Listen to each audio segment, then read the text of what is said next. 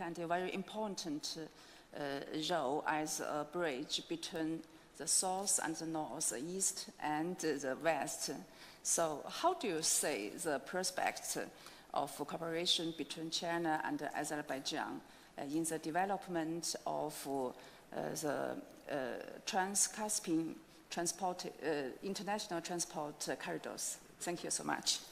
Thank you. Our relations are developing very successfully and based on mutual respect, mutual support, and recognition of territorial integrity of each other.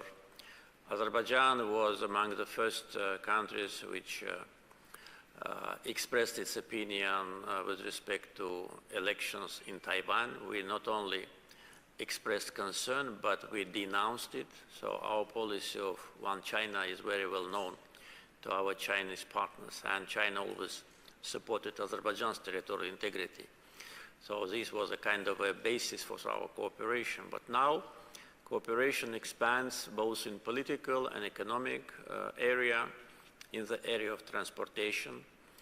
I met many times President Xi Jinping and have very good impressions of our meetings. And actually, these meetings give additional impetus to our relations. We now see more Chinese companies as investors in Azerbaijan, in the industrial sector, which we highly appreciate. Our political contacts are regular, an exchange of high-level delegations. And of course, as you mentioned, the transportation part is also becoming more and more important. And trans-Caspian transportation route is needed today more than ever before. We see year after year the growing volume of cargoes going from China through Azerbaijan. And by the way, during the state visit of President of Kazakhstan last month, we had a ceremony of joint welcoming of the container train from Xi'an, which arrived to Baku. So this was our joint demonstration of cooperation between our countries. Of course, Kazakhstan and China have much more active cooperation, but Azerbaijan and China also developed their cooperation in a very promising way and in a very resultative way. I firmly believe in the great future of the Middle Corridor project. Here in Azerbaijan, we actually constructed all the necessary infrastructure, including the modern and new seaport. And by the way, now we are working on expansion of the seaport, because today's 100,000 TEU and total 15 million tons of handling capacity will not be enough.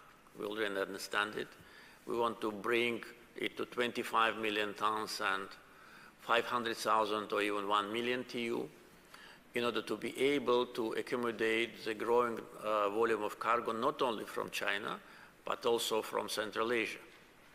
Because in today's geopolitical environment, this route, as I said, is needed.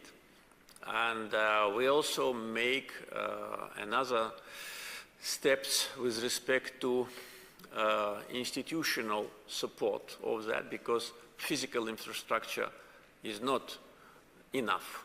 So we already created a joint venture between Azerbaijan, Kazakhstan, and Georgia.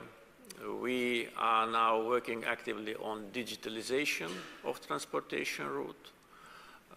We are applying the artificial intelligence system in our customs administration so that the handling of cargoes will be taking less time, and transparency and control over cargoes is absolute. So this is what we are doing now, apart from building railroads, seaports, etc., etc. So, and you also mentioned the north-south transportation corridor, which for Azerbaijan is now less important. It's really a geographical gift, I would say, that we are situated on this juncture, that both roads cross our territory. And with respect to north-south, we already have railroad infrastructure which connects us with Russian and Iranian border, and now soon we will start to build new railroad infrastructure, because we expect at least 15 million tons of cargo coming only from Russia to the Persian Gulf. And if we add direction from opposite, cargoes from opposite direction, so I think 15 million is only the beginning. Today's our north-south railroad, Azerbaijani segment, can handle 6-7 million tons of cargo, which is enough for us and for transitors. But for the future, we will need additional railroads. So we already are working on accumulation of financing, and not later than next year, we will start practical construction of that. Actually, part from Russian border to Baku is being renovated already, but now we need from Baku to Iranian border. And last point on that, these roads will not be two separate roads, because it will allow cargoes to go from south to west or from north to west, which is already happening now, using existing infrastructure. But with the new infrastructure, the volume will be bigger, and of course that will increase geopolitical importance of Azerbaijan, and definitely will bring additional financial benefits to us. Professor K, University, Japan. Mr. President, thank you so much for this great opportunity. I'm Yoko Hirose, a Japanese professor specializing in Azerbaijan and former USSR region. Last year, I wrote an article for the Azerbaijan Ministry of Foreign Affairs magazine, World Diplomacy, about how you and your father have had implemented great policy for IDPs. I sincerely respect your accomplishments, and I'm very honored to have this opportunity today. Now, Azerbaijan around Turkey is increasing its international influence, and I believe that the Zangezur corridor will become even more important as Azerbaijan's future increases its international and regional influence. And it seems to relate to the Middle Corridor project deeply. Regarding the opening Zangezur corridor, I understand that Armenia and Iran are against it, but what kind of outlook and policy does Azerbaijan have regarding the Zangezur corridor? In addition, Russia recently withdrew from a peacekeeping operation in Karabakh, but according to the 2020 peace agreement, the Russian FSB was supposed to maintain a peace when Zangezur corridor opened. What will happen in this regard? Furthermore, what will happen to the relationship between Azerbaijan and Russia in the future, centering on the Karabakh issue? Thank you so much. Thank you. Several questions you asked. I will try to answer all of them. On Zangezur corridor, as you mentioned, trilateral declaration, which was signed on 10th November 2020, clearly reflected this. Yes, the word Zangezur corridor was not mentioned, but it was said that there must be a connection, transportation connection between the eastern part of Azerbaijan and Nakhchivan Autonomous Republic, and Russian border security forces must provide control. So that was signed by President Putin, Prime Minister Pashinyan, and myself. So now, Armenia, for more than 3 years, is actually violating this provision, and again, they signed it themselves. And now they want to, how to say, get rid of that paragraph, but it is not possible. And what they do, they just block the possibility to build this land connection with Nakhchivan Autonomous Republic. And this behavior, of course, is very disappointing. How trilateral declaration was signed is a different story. What were the circumstances, also everybody knows, but there was a signature by Armenian Prime Minister, and it must be respected.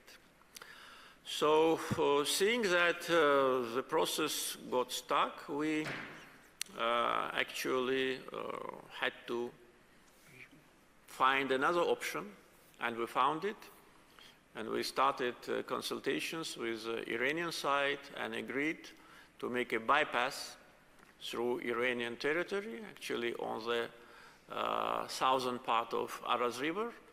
We just need only 2 bridges for transportation and maybe 2 additional bridges for railroad.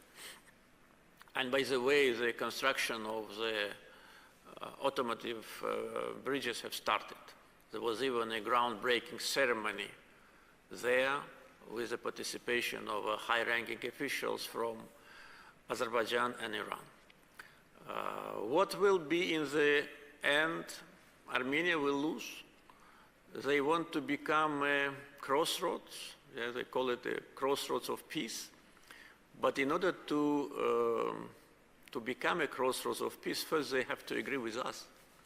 Because if Azerbaijan do not agree to that, it will be just a piece of paper or a statement. Without agreement with us, it is absolutely useless. And unfortunately, they try to discuss it with different countries situated far, far away from the region. But when it comes to the point, they don't want to discuss it with us. And our position is very clear. The trilateral declaration must be respected. And land access from mainland Azerbaijan to Nakhchivan Autonomous Republic through Armenia must be provided with an international control and security mechanism. If they don't want now, due to some reasons, that it should be Russian border security, they should say it. But again, it is something which they sign themselves, and they must respect their signature. So, so it's clear that they will lose the opportunity to become a transit country. They've never been a transit country, as independent country, I mean. And they will never become, because all these speculations about so-called peace crossroads is absolutely not realistic without Azerbaijan. And if they think that someone will come and build a railroad from Iran to Armenia and Georgia, they need to find someone who will spend maybe $5–7 billion US for nobody knows which reason. While there is a land connection between Iran and Azerbaijan, and the north-south transportation corridor is being built, and there is a rail connection between Azerbaijan and Georgia. And so anyway, it is up to them how to plan their future. But with respect to our plans, as I said, construction have started. We next year plan to complete the construction of the railroad, which was dismantled by Armenians during the times of occupation, from Fizuli to Zengilan. It's almost done. And after that, along with the highway bridge, we plan to build a railroad bridge to Iran and then back to Nakhchivan. So that will allow us and other countries to use this road for transportation to Persian Gulf, because that will be another extension of north-south transportation route, because bypassing Armenia and coming to Nakhchivan, then extension is through Julfa to Iran, and Iranian railroad. And also from Nakhchivan, there is a plan which already was announced by Turkish government to build a railroad connection between Nakhchivan and Kars. So that will be also part of east-west transportation corridor. Today's capacity of the railroad we are building to Zengilan is around 5 million tons. But if we see more cargoes, it can be expanded. So Azerbaijan definitely will strengthen its position as a regional transportation center without having direct access to world ocean. But Armenia will remain just a deadlock as they are for more than 30 years. With respect to the Russian peacekeepers, the announcement have been made already by presidential administrations of Russia and Azerbaijan that they are leaving Karabakh region of Azerbaijan before the timetable. And that was a joint decision by the leaders of Russia and Azerbaijan. I can also inform you how actually we negotiated this issue. I think it would be interesting. I already a couple of times in my meetings with Azerbaijani journalists revealed that day of 9 November, when we actually were negotiating the trilateral declaration through President Putin, because we didn't have any contact with Armenian colleague, so there were several telephone conversations agreeing every item of trilateral declaration. So therefore it lasted from early in the morning until almost morning of the 10th November. That's why we always say that declaration was signed on 10th November because it was already, I think, 2 a.m. or even 2:30 a.m. in Baku. Item of Russian peacekeepers was presented, and Armenia's position was that there should be no time limit for them. In other words, they should stay there forever. We could not agree with that, and we insisted that there should be a time limit. And that was one of the most difficult parts where both sides could not agree. And for us, it was one of the most principal part of declaration, and our position was that if we do not agree on that, there'll be no declaration, and the war will continue. And at that time, our troops were on the outskirts of Khankendi. We de facto controlled so-called Lachin corridor, and the fate of 15,000 of Armenian troops, which were surrounded our we liberated Shusha, was absolutely clear for everyone. They would have either surrendered or even worse for them. So we said, okay, there'll be then no agreement, we continue. We will enter Khankendi within several hours. So Armenia had to agree. And now I think they understand that we were right. So 5 years term and then extension if neither side objects was actually the starting point of the withdrawal of troops. So what could have been the situation if we didn't have that timetable? We can only guess. But again, the decision to withdraw troops earlier was a decision adopted based on consultations between Azerbaijan and Russia. Azerbaijan always is committed to its international obligations, and our position was that if it is written November 2025, it must be November 2025. But at the same time, both sides, Russia and Azerbaijan, clearly understood that basically they can leave earlier. But again, that was a decision, a joint decision, and this decision, I think, only strengthened Russian-Azerbaijani relations.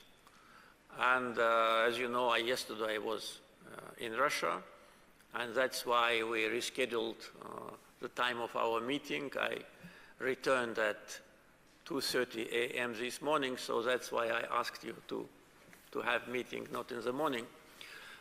So I'm sure that this decision strengthened our relations. And also public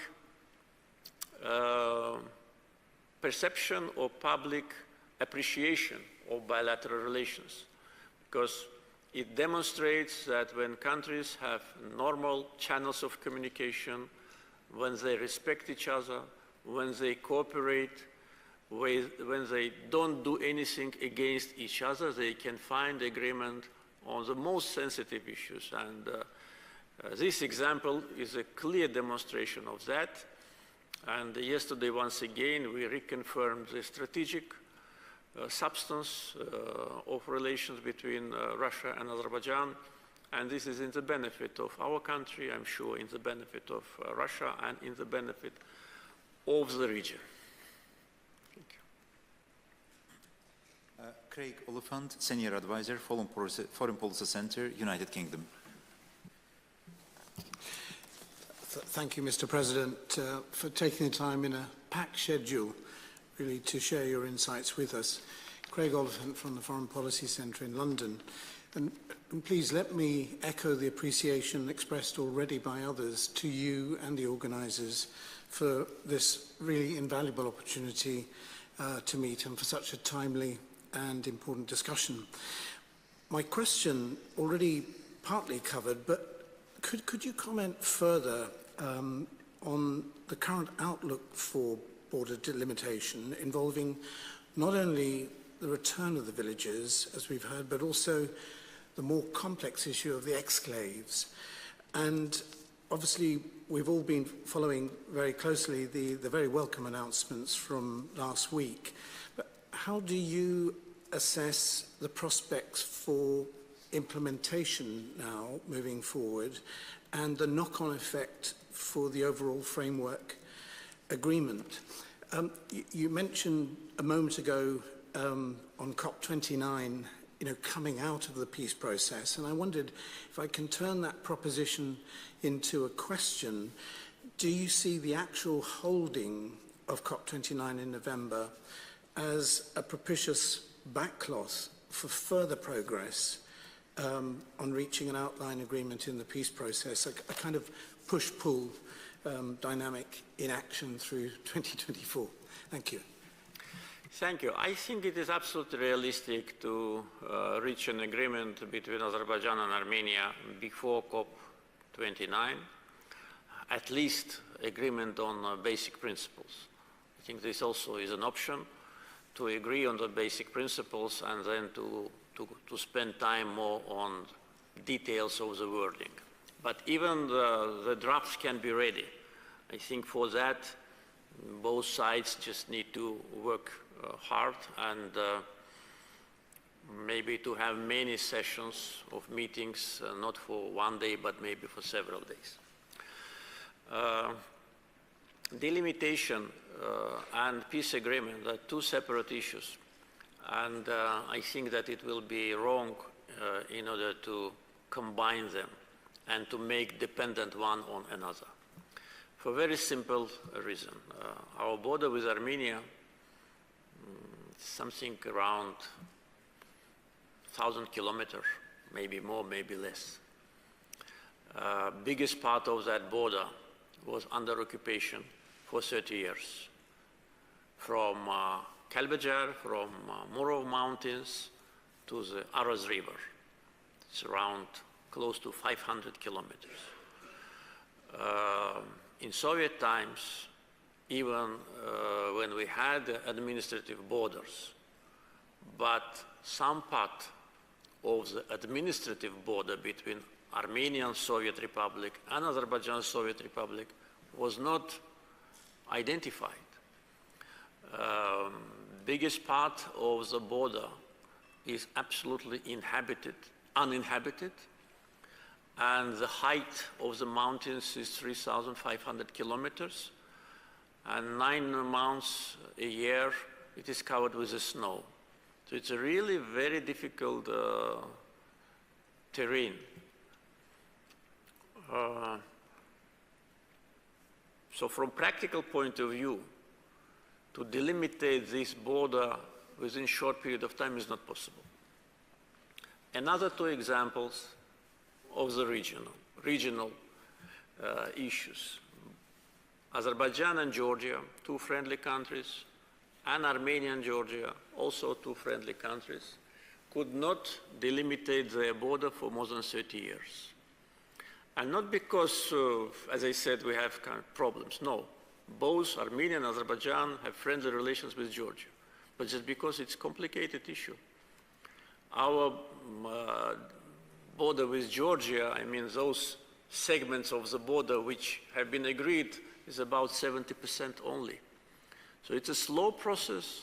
It is very process which needs a high level of accuracy. Therefore, if we wait until the border between Armenia and Azerbaijan is delimited and then sign peace agreement, so we will need maybe 30 years or more. So our suggestion is to separate these two issues. And saying that, don't want someone to misinterpret our position or, how to say, produce speculations. Azerbaijan and Armenia, when agreed on declaration of October 2022, clearly demonstrated that we will base our relations on Almaty Declaration, which is 1991, which is well known. And second, we said that we do not have territorial claims to Armenia in case they don't have territorial claims to Azerbaijan. And we demonstrated it to Armenia that if they continue to have territorial claims to Azerbaijan, we will have territorial claims to Armenia. And what will be the result of that, I think now everybody understands.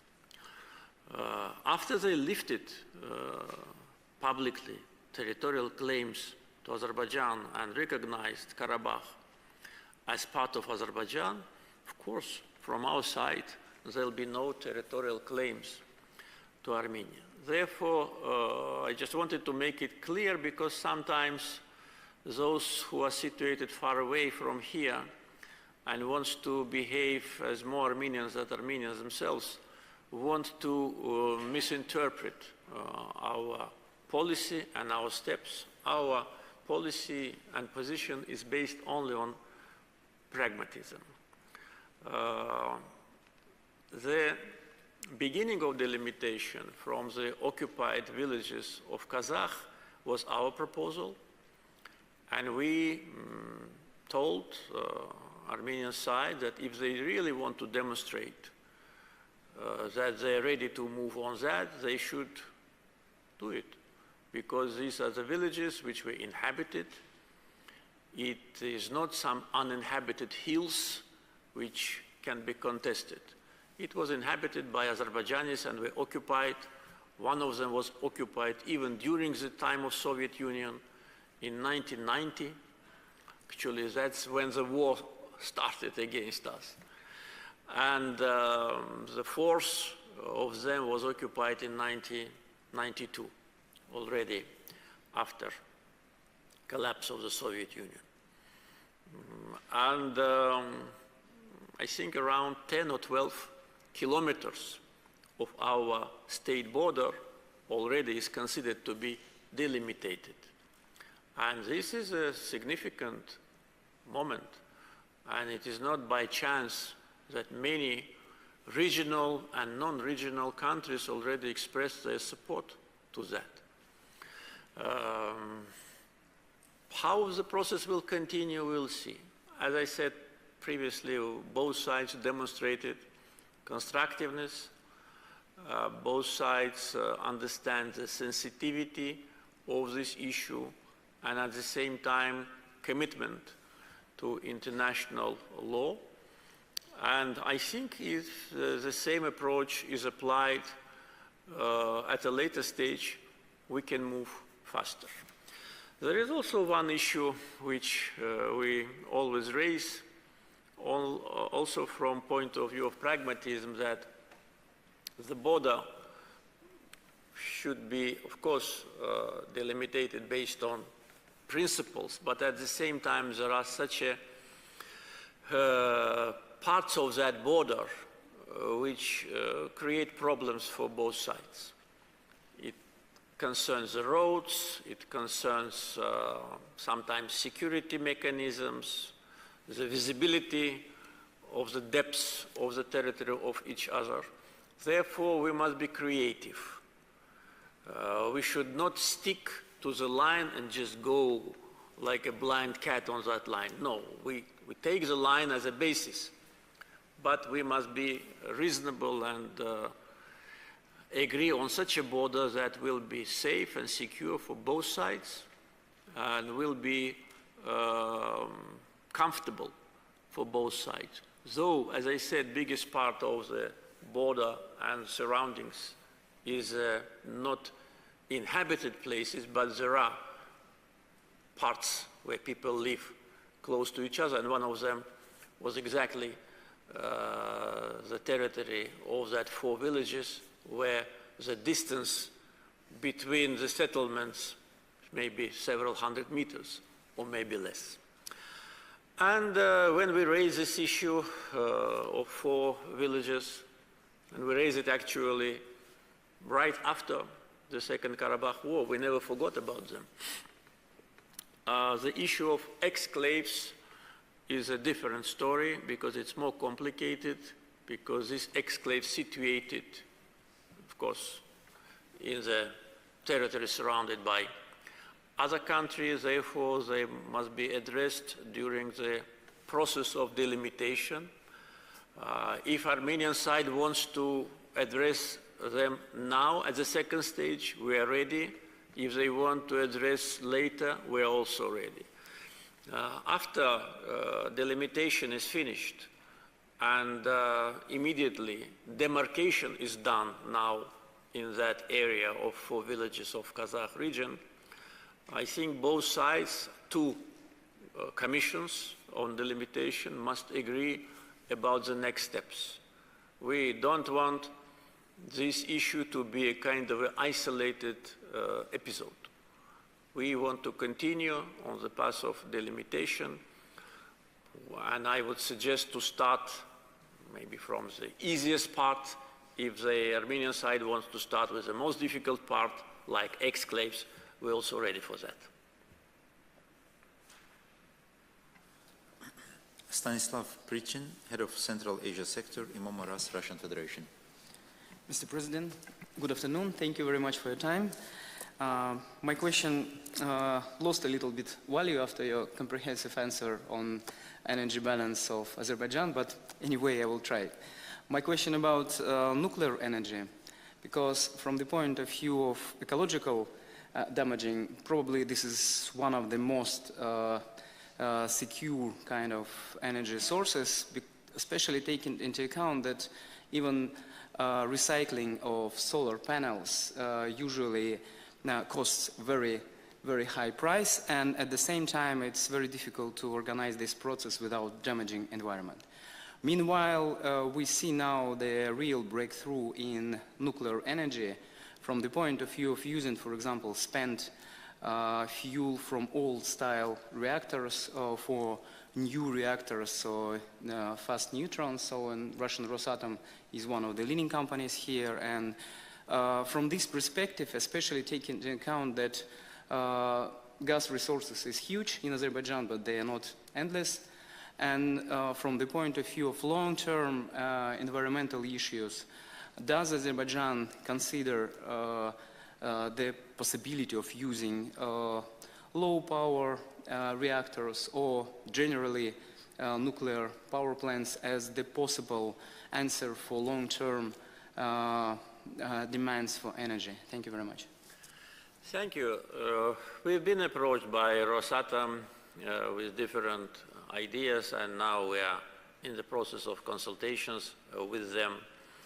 As you correctly mentioned, having huge deposits of natural gas, which is considered to be the cleanest fossil fuel energy source, and also renewables, we feel ourselves on the safe side. We actually, even now, we are exporting electric energy. We have swap operations with Russia. We, throughout the year, export and import to Russia and from Russia almost the same volume of electric energy. But also we export electric energy to Georgia and through Georgia to European destinations. So for domestic consumption, we will not need additional sources. Second argument is that for us it could be interesting from point of view of technological development and preparation of specialists, and also to plan a long-term strategy of our energy policy. Therefore, from this point of view, we are interested in evaluating this potential, especially, as you mentioned, with the new technologies. It is now much more attractive and safe than ever before. Important part is about the cost and who will cover the cost. With respect to renewable energy projects, which I already mentioned, all of them are financed and will be financed by foreign investors. In other words, Azerbaijan will not invest a dollar in that. Of course, if local companies want to be co-investors, of course it is possible, but not Azerbaijani state. What we will invest in only is the energy grid, because we need to strengthen our energy grid to be able to absorb thousands of megawatts of wind and solar.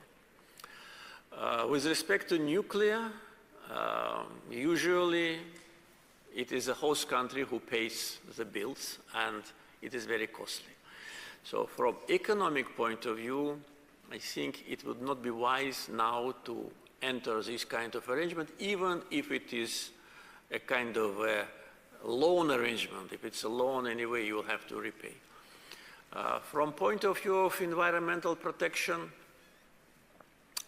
yes, we are, of course, in favor of environmentalism, but not to that stage to spend several billions for something which you can get free of charge using the financing from other sources. So this is actually the position of Azerbaijan. We do not close the door, but at the same time, we are not pursuing a proactive policy in that respect. We are in the phase of evaluation, and of course, important part will be related to the markets, because even now, in order to get to the premium market, we need to have a long, long way and to build thousands of kilometers of transmission lines, including one beneath the Black Sea. So for export markets, it can work. For domestic consumption, problematic. George Gvimbradze, Director of News and Current Affairs, Georgian Public Broadcaster. Mr. President, thank you so much for your time, and I would like to express my appreciations toward the organizers to invite me here and for this really very interesting opportunity. Let me remain within our mutual region, and my question will be about our regional cooperation. This morning, during the discussions with the students, there were a lot of talks about the stability and security as the major conditions for development. And this is what really badly needed in our region. On one hand, we all have pragmatic positions to join our efforts within the region, even to develop the joint energy capabilities. For example, you have these plans for the green energy along with the traditional energy resources you mentioned. Armenia has its nuclear capabilities, Georgia with its water resources, and region at all, you mentioned these capabilities of the energy transfer. On the other hand, you were the initiator with the President Erdogan of Turkey back in 2020, back in 2020 about the forum, the 3+3, the peace agreement with Armenia, you mentioned it is hopefully on its way. But despite all the pragmatic thoughts, what can you say about the sustainable stability and security? Do you believe it is really possible in our region with, let's say, so quite complicated relationships among the possible players of any regional cooperation? I mean, it is not sustainable to speak about development of one particular country in this very complicated region. We need sustainable regional cooperation. And what could be, in your opinion, the sustainable platform for this kind of cooperation inside our region? Thank you. I think that if we put an end to a long-lasting confrontation between Azerbaijan and Armenia and sign a peace agreement, very soon, I think what you say can turn into reality.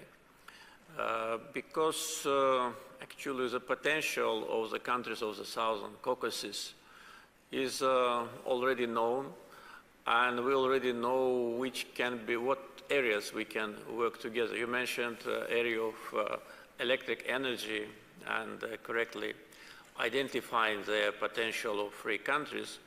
Yes, it is true, but if we add here the natural gas cooperation, for instance, between Azerbaijan and Georgia, we will see that it is also mutually beneficial.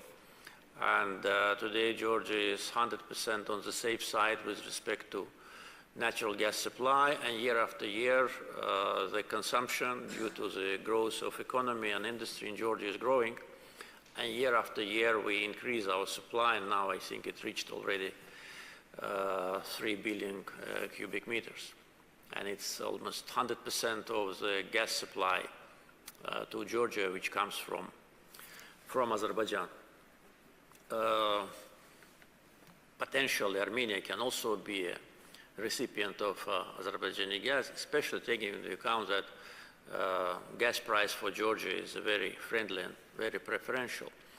And from point of view of proximity, from point of view of infrastructure, of course, it could be natural to have this kind of cooperation. When we were talking earlier about Zangezur corridor, we didn't mention that we see it not only as a railroad or highway connection, but also potential communication, potential cable, because one of the electric cable to expand our export capacity can go through Armenia, and potentially it can be even a gas pipeline, because today in order to supply Nakhchivan with natural gas, we have arrangement with Iran, so we're actually getting gas from Iran to Nakhchivan. Now we are building another pipeline, we finance it from Turkey to Nakhchivan, and that will be Azerbaijani gas. But it is like touch your left ear with the right hand. You know. If it goes through Armenia, it will be beneficial to all. It will save a lot of costs. And many other issues like that. I know that Armenia wants to become a part of the Black Sea energy cable because of extra energy capacity, but they cannot because relations with Azerbaijan are not settled. And there are 4 countries, Azerbaijan, Georgia, Romania, and Hungary, and Bulgaria, which is joining, and that's it. So there's no way, and it is a consensus decision. So peace agreement is a starting point. Should we plan our post-peace agreement future? Of course we should. And we several times discussed this with Georgian colleagues, the possibility of a trilateral consultations, just to start consultations on the issues of practical importance, transportation, energy, potential trade relations, but all the time Armenian side refused, and Georgian colleagues know it very well. Regional cooperation with good relations with regional countries. I think this is the best scenario for the Southern Caucasus. We have, by the way, trilateral format of cooperation of Azerbaijan, Georgia, and Turkey. And ministers meet, different ministers of different, ministries, meet regularly. So all this is absolutely possible, but we need to have a breakthrough on peace agreement. Frankly speaking, neither Georgia nor Azerbaijan today faces any kind of difficulties with respect to its energy security or transportation security. The country which lacks it is Armenia. And for me, frankly speaking, is a big question why they oppose Zangezur corridor so fiercely, why they consider that this is a danger. They have kind of a phobia which I cannot explain. They even speak against the word corridor. They think that corridor means violation of sovereignty. Well, when we speak about north-south transportation corridor which crosses Azerbaijan, we don't have these phobias.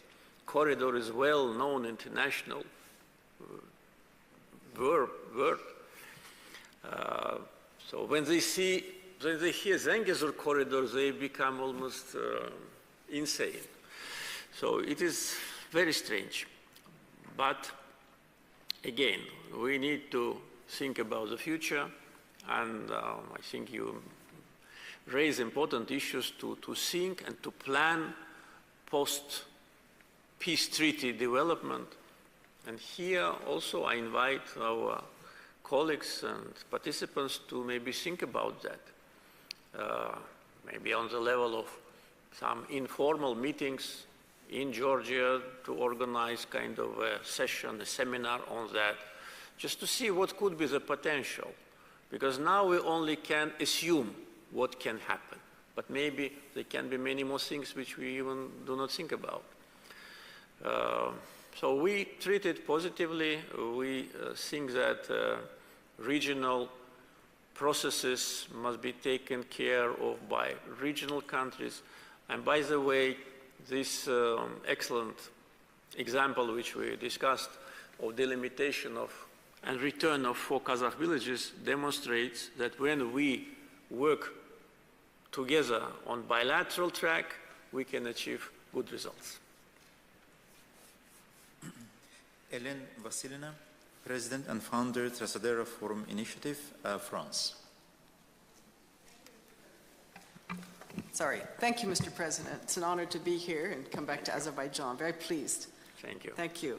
I have a couple of questions, but I think we're going to add some more on if you allow me, because I think most of the questions you already answered. Of course, the big question is, what do you hope to achieve with the COP? But I think you've already answered most of that, right? Right. And then how can Azerbaijan combine energy security, supply and demand, and sustainable economic and social, ESG, development and investments to achieve the UN 2030 goals? If I may add just a little bit to that, Mr. President, if you could address maybe some education issues and how are you preparing the next generation of young students that we met at ADA to meet the challenges that are coming. Thank you, Mr. President. Thank you. I think that being here in ADA is a good illustration of our educational policy, and really it is absolutely clear for everyone that the best investment is in education and in a young generation. We are trying to do it. For us, it's one of the main priorities. And we have special programs with our international partners, a special presidential program of training of our young generation in the leading international universities. At the same time, high level of education in Azerbaijan also is a priority. So we try to combine both. And now having that presidential program of financing of education abroad, at the same time we mainly concentrate on domestic potential. And probably you know that soon already we will have a separate building for Azerbaijan Italian University, also on the foundation of ADA. Actually, it's already started its activity, but its construction is going on. We have Azerbaijan French University here for many years, and also 2 universities from Russian Federation, State University and Medical Academy. With respect to sustainable development and energy, I think our economic performance and social programs clearly demonstrate that we used benefits from oil and gas in order to have a fair distribution, in order to tackle the issues of unemployment and poverty. So when we started our energy cooperation and we started to receive first revenues from oil sales, the level of poverty in Azerbaijan was close to 50%. So every second person was poor, and among the refugees it was more than 75%. So you can imagine the situation. So now we reduced it to the level of 5%, and the same is with unemployment. Social infrastructure, it's a large-scale construction. Now in Karabakh, but before it was everywhere, modern hospitals, clinics, universities, special program for construction of schools. So social infrastructure was one of the most important. Issues related to employment always are in the center of our attention because our population is growing. So year after year we have tens of thousands of new citizens, and therefore the issues with employment is something which we must always be very attentive and not to be relaxed when we see that unemployment rate is low. But if you don't address the issue of development, it will be difficult, especially now with the 4th industrial revolution, where many specialities and professions will be not needed any longer. So we will face a serious challenge. So we need to prepare our young generation for new jobs which do not exist now but will emerge in 2-3 years. And special attention we pay to vocational training. We now have a special program of opening of vocational centers all over the country with respect to the kind of climatic conditions or kind of economic development of the regions. For instance, in touristic destinations, we open vocational touristic schools, in other parts, industrial. So it's a combination of elements, but with the main objective, of course, to keep the level of literacy as high as it is today, which is absolute, and to train young generations so they can contribute to the development of the country. I remember when I launched first time the program of sending young people abroad. There was some idea that we need to take a kind of a commitment from them that they will come back. Otherwise, we will spend a lot of money and they will just stay where they study. I said, no. I said, we need to create such a condition in our country that they prefer to come back. So now when I see that absolute majority of those who've been trained in the United States, in Britain, in other European countries, come back, so this is an indicator that we are on the right track. So we need to work even harder so that young generation of Azerbaijan do not leave their country. Because this is one of the problems for many countries in the post-Soviet area, that young generation prefer to leave and then you just face depopulation. We have growth of population. Some countries have different problem. I don't know which is worse. I think ours is better because the more people you have in the country, the more powerful you are. But you have to provide these people with jobs, with housing, with decent conditions, with health care, and that's what we are doing. And absolute majority of the assets we got from oil and gas sales we channeled into social sector. Thank you. Michael Reynolds, Associate Professor, Co-Director, Program in History and Practice of Diplomacy, Princeton University, United States. Thank you again, Mr. President, for taking the time to meet with us. And of course, thank you to ADA University, in particular, its rector, Ambassador Pashai, for making this possible, as well as our visit tomorrow.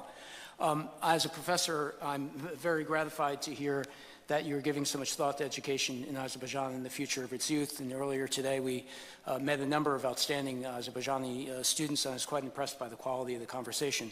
So I'm very glad to hear that. Given that you've just come and have just returned from Moscow and meeting with Vladimir Putin, I wanted to follow up on the question posed by my colleague from Japan. As you know, as we all know, Russia for over 200 years has played a very important role in this region, has been an important power. That now may be changing as it's drawing down its military presence. It's peacekeepers from Azerbaijan, and it seems that it's also drawing down its military presence in Armenia. So one question is, at the same time, there are some other outside powers that perhaps are trying to replace Russia in the region. And I'd be curious to hear more of your thoughts on the future of Russia's role in the South Caucasus, and if you'd like to comment on the role of other outside powers in the South Caucasus, and what do you think might be, how might this play out? What sorts of benefits might it bring to Azerbaijan in the region? What sorts of dangers might those powers bring? Thank you. Thank you. Russia is a neighbor of Azerbaijan, the country with which we have very active cooperation in different areas. And yesterday, during the meeting with President Putin, we broadly discussed these issues, our economic cooperation, particularly in the area of transportation. Of course, a big part is cooperation in humanitarian area, and we have more than 300 Russian schools in Azerbaijan, and people who prefer to study in Russian schools, they choose that. So a lot which we share in common, and of course as a also regional and Caucasian country, because part of the Caucasus is within Russian boundaries. Of course, Russia will never leave this region because it is in this region. And I think that all countries of the Southern Caucasus must be interested in having good relations with Russia based on mutual respect, sovereignty, territorial integrity, and mutual interests. I think example of Azerbaijan really demonstrates that this is possible. And by the way, this was also one of the topics which we discussed yesterday with my Russian colleague that we managed to elaborate such a format of cooperation which it is mutually beneficial. There are certain phobias, there are certain stereotypes, certain propaganda, but I think in the case of Azerbaijan you can see that it is too much exaggerated. You can protect your sovereignty, your independence, not formal, but real, your independent policy, and be in good relations with Russia. And this is absolutely possible. Just look at Russian-Azerbaijani relations. And by the way, we discussed it there. There are many more peoples in former Soviet Union which are closer to Russia, either on ethnic or confessional ground. But look at their relations with Russia and our relations. So I'm sure that these positive trends will continue. And Azerbaijan is playing an important role in the Caucasus, in the Southern Caucasus, and this role is growing, and it's only to the benefit. With respect to others who want to come, we need to treat it, of course, with special attention and to properly measure our resources, I mean Azerbaijan, how we can address or influence this process. For us, the main concern, as you can imagine, is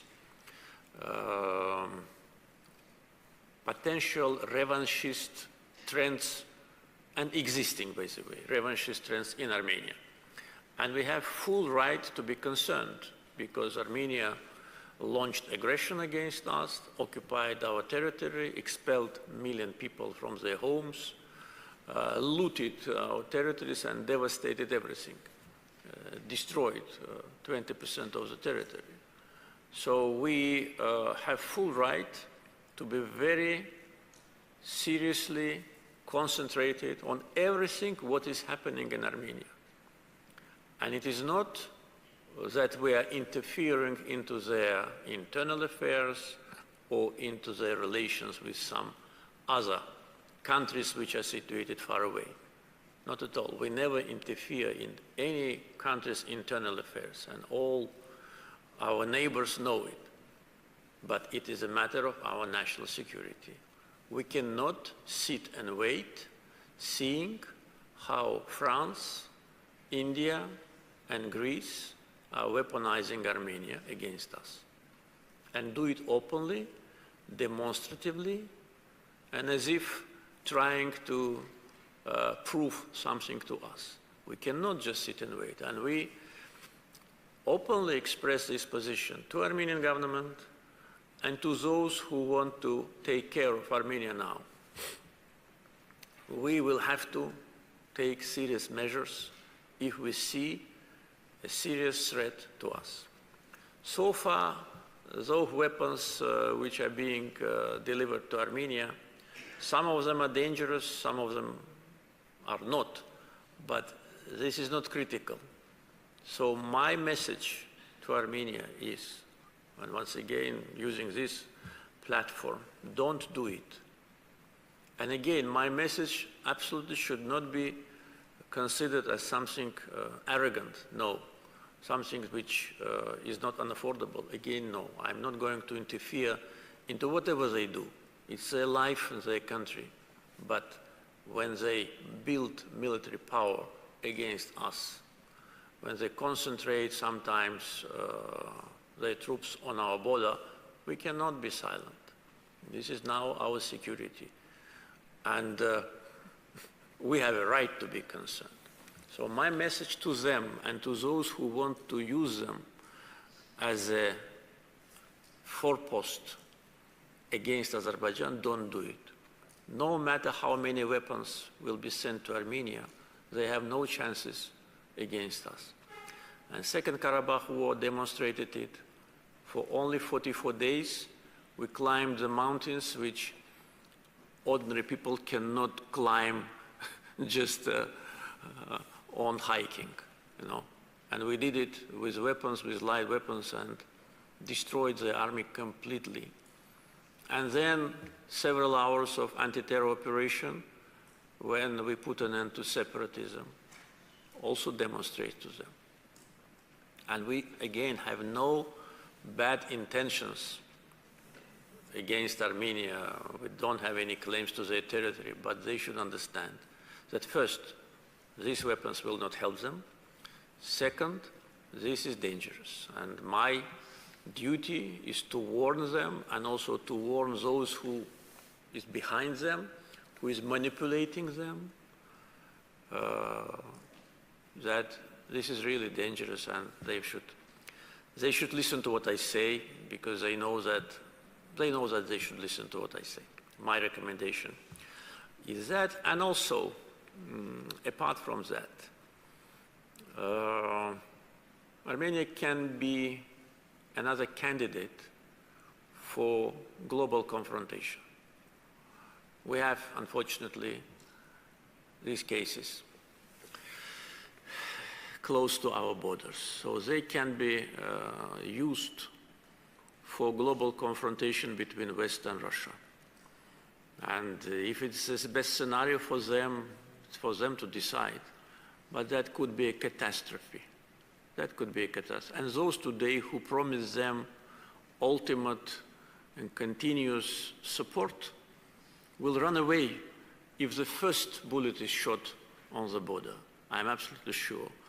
And those so-called European peace observers, which are retired military and policemen, who use binocle diplomacy against us and demonstrate, I don't know what they want to demonstrate, they must be grateful to us that we do not respond. I'm sure they will run away if something serious happens. So this is how we see this situation. And again, the way to security and stability in the region goes through Azerbaijan-Armenian normalization. They must learn, I mean Armenia, to be a normal neighbor and to put an end to territorial claims to their neighbors. We see some positive trends, but this is not enough. It is only words, and we know how they can change their mind. In 2019, they were saying that Karabakh is Armenia, and that was a trigger for the war, and now they say Karabakh is Azerbaijan. I don't know, maybe in 5 years' time, when they're supplied with deadly weapons, they will say again Karabakh is Armenia. What should we then do? We cannot wait. So thank you for raising this issue, and I think it was a good opportunity for me to send a message to Yerevan. Thank you, Mr. President. Mr. President, it's more than 2 hours that you spent together with us, and you covered more than 12 questions. 12. And we have quite a substantial number of the questions on our list, but I know that your schedule is quite busy. If you can allow us to take two questions. If the audience is not tired, we can continue. I will try to be short in my answers. Yes. Ilan Shifu, President, Conflict Prevention and Early Warning Center, Romania. Thank you very much, Mr. President, for inviting me here, and also I should congratulate you for having the retreat of the Russian troops quite earlier and not paying at least the fees that some of us paid for seeing them living tens of years after the moment of the occupation. So my question is related to energy security, to the cable that you've already had the opportunity of invoking, that the project with you that we are sharing for clean energy to be sent and shipped to Romania, Hungary, and so on. So actually, as you know, we have another project with the data cable, so a number of projects on the water. And since the wider Black Sea region is quite complicated nowadays, and the security of the underwater infrastructure is also at stake, I would kindly ask you if you can comment or if you have ideas how we can improve this part of the security that is also concerning, yes, green energy, moving and transport that, but also the security of the Black Sea region. Thank you. I think that this issue primarily must be addressed by Black Sea countries, because our responsibility probably will end close to the shores of the Black Sea. And if we make analogies with our fossil fuel projects, it was agreed that every country is responsible for their segment of the pipeline. And for instance, in Azerbaijan, we never had any penetration, illegal penetration, stealing from the pipeline, or any other unpleasant events. So each country, Azerbaijan, Georgia, and Turkey, on their territory, they provided security, and the same is with the Southern Gas Corridor. So now with the green energy cable, I'm sure that Black Sea countries will take care of that. We cannot be helpful because we are not physically present there. But I think that it should not be a subject of kind of attack or intervention or penetration, because it is not against anyone. This cable is just in the interest of all the countries of the Caspian and Caucasus and Black Sea. But again, of course, I'm sure that corresponding countries will take care of that on that part of the Black Sea which belongs to their jurisdiction. Laszlo Vaza, Chief Advisor, Senior Research Fellow, Hungarian Institute of International Affairs. Mr. President, thank you very much to get the opportunity to be here again. Thanks for the organizers. I am very grateful to be here and raise a question. Some of my questions were answered, but I have one left, a short one. How do you see the chances for securing Turkmen natural gas for Europe through Azerbaijan? First of all, if this decision is made, this decision must be made by Turkmenistan. If they decide to build a Trans-Caspian gas pipeline going under the Caspian and then through Azerbaijan to Europe, they will approach us. So far, they didn't, and of course, we will not initiate this project, because usually the country which is the owner of resources is implementing the project. For instance, when it was Baku-Tbilisi-Ceyhan or Southern Gas Corridor, it was Azerbaijan which initiated and was a kind of a coordinator, and all the host government agreements and agreements with off-takers were negotiated and signed by Azerbaijan.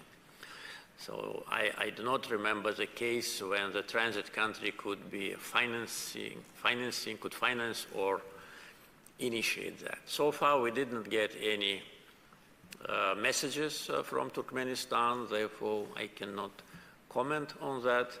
There are a lot of discussions about that, but my advice is just to evaluate a variety of factors. First, who will pay for that? Second, what will be the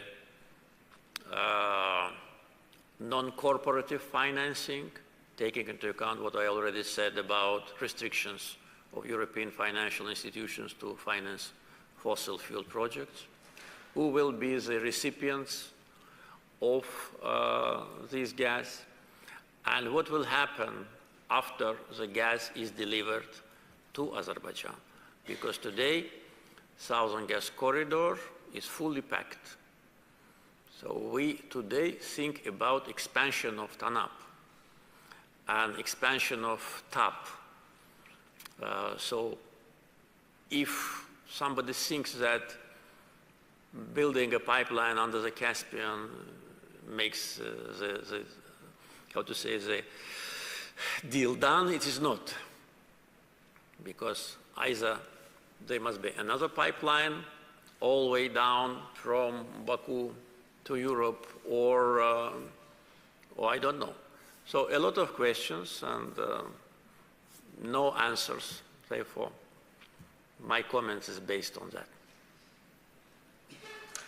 Jakub Korejba, non-resident fellow, Center for Eurasian Studies, Poland. Thank you, Mr. President. It's a pleasure to be here again.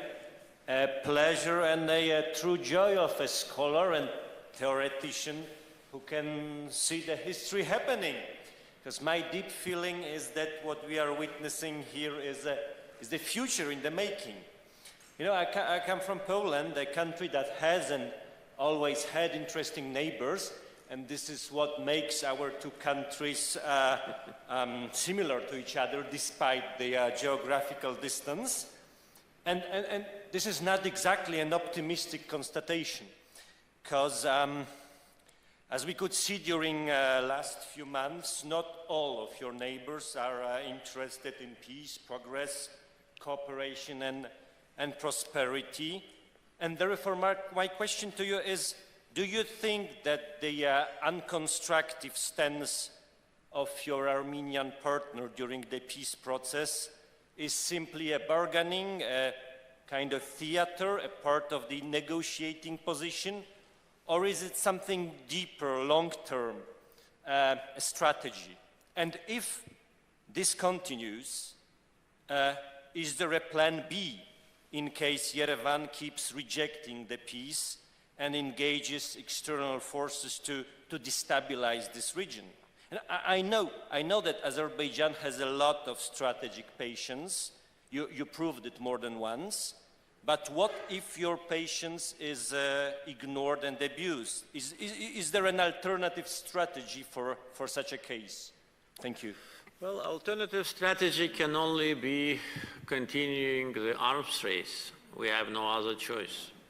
It is not what is preferable, especially taking into account that we need a lot of financing to rebuild the liberated territories.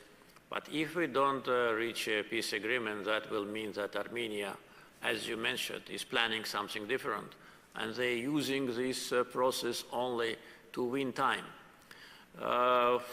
We have quite substantial reasons to believe that this is the case, though we are not sure, taking in account the history when we were, since 1992 until 2020, in the process of negotiations, but actually Armenia used these negotiations only in order to cement the occupation and to make the de facto occupation eternal. That was their plan. And now when we not only analyze more, but when we hear a lot of domestic politics in Armenia, we once again get convinced that they were not planning to liberate even 1 centimeter of our territory, including the current government. Because the way how the current government is behaving should not mislead anyone. And when I hear from some Armenian supporters in the West that look how brave they behave, I always say that, but what was the motivation for their bravery? Huh? If not for 2020, September, November, today they would have continued to shout in Hankendi, Karabakh is Armenia. So we made them brave. They make brave steps, if they can be considered, not because they're so constructive, but because they're scared. Let's be very open and frank. They are scared. And in order not to be scared, they need to have peace with us. And we will see, because, as I said, the factor of so-called Nagorno-Karabakh is out. They agreed that it will not be in the peace agreement. So that means that the main obstacle is not here any longer. And if they stick to some not so important terminology, and we will just clearly see that they want again to use this time in order to get more weapons and then to attack us again. But we will not give them this chance, because it's absolutely clear. And once again, I want to say those who try to direct them against us, they're making a big mistake. So we already have a very, very bitter, how to say, experience of almost 30 years of occupation. And we'll plan our future based on a real situation. So this is how we see the process. So I think by the end of the year, it will be absolutely clear. So if the peace agreement is not signed, then, as I said, arms race to be continued. And, well, if they don't want peace agreement, we can live without peace agreement. But will it be comfortable for them to live next to us without peace agreement? I don't think so.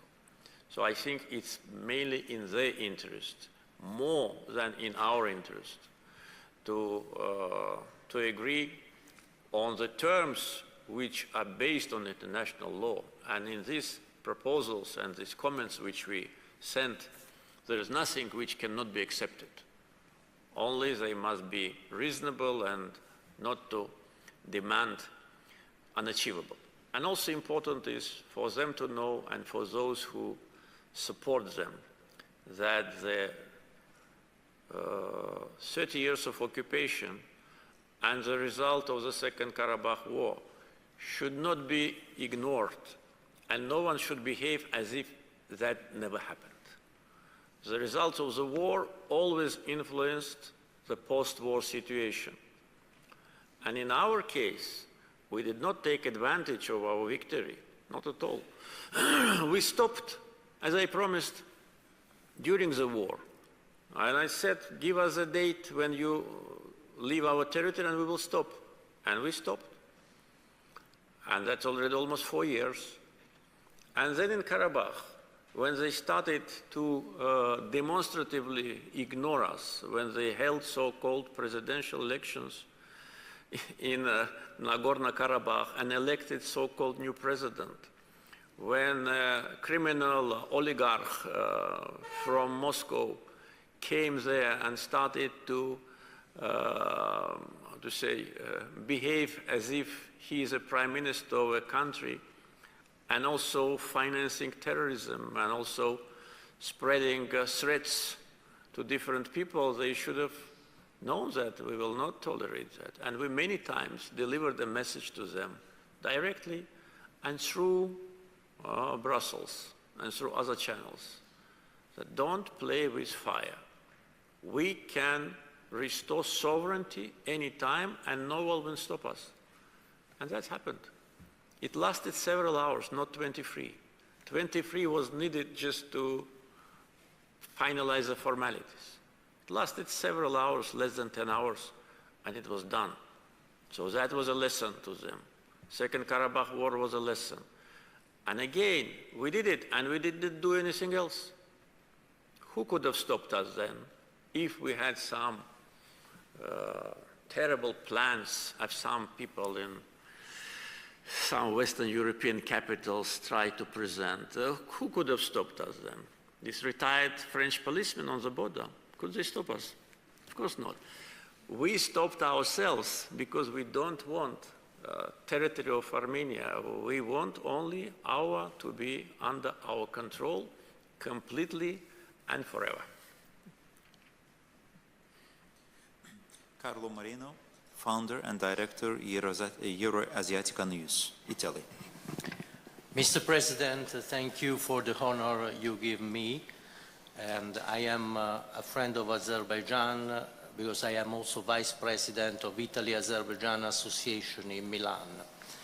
My question is, what is your opinion on the current state of relations between Italy and Azerbaijan?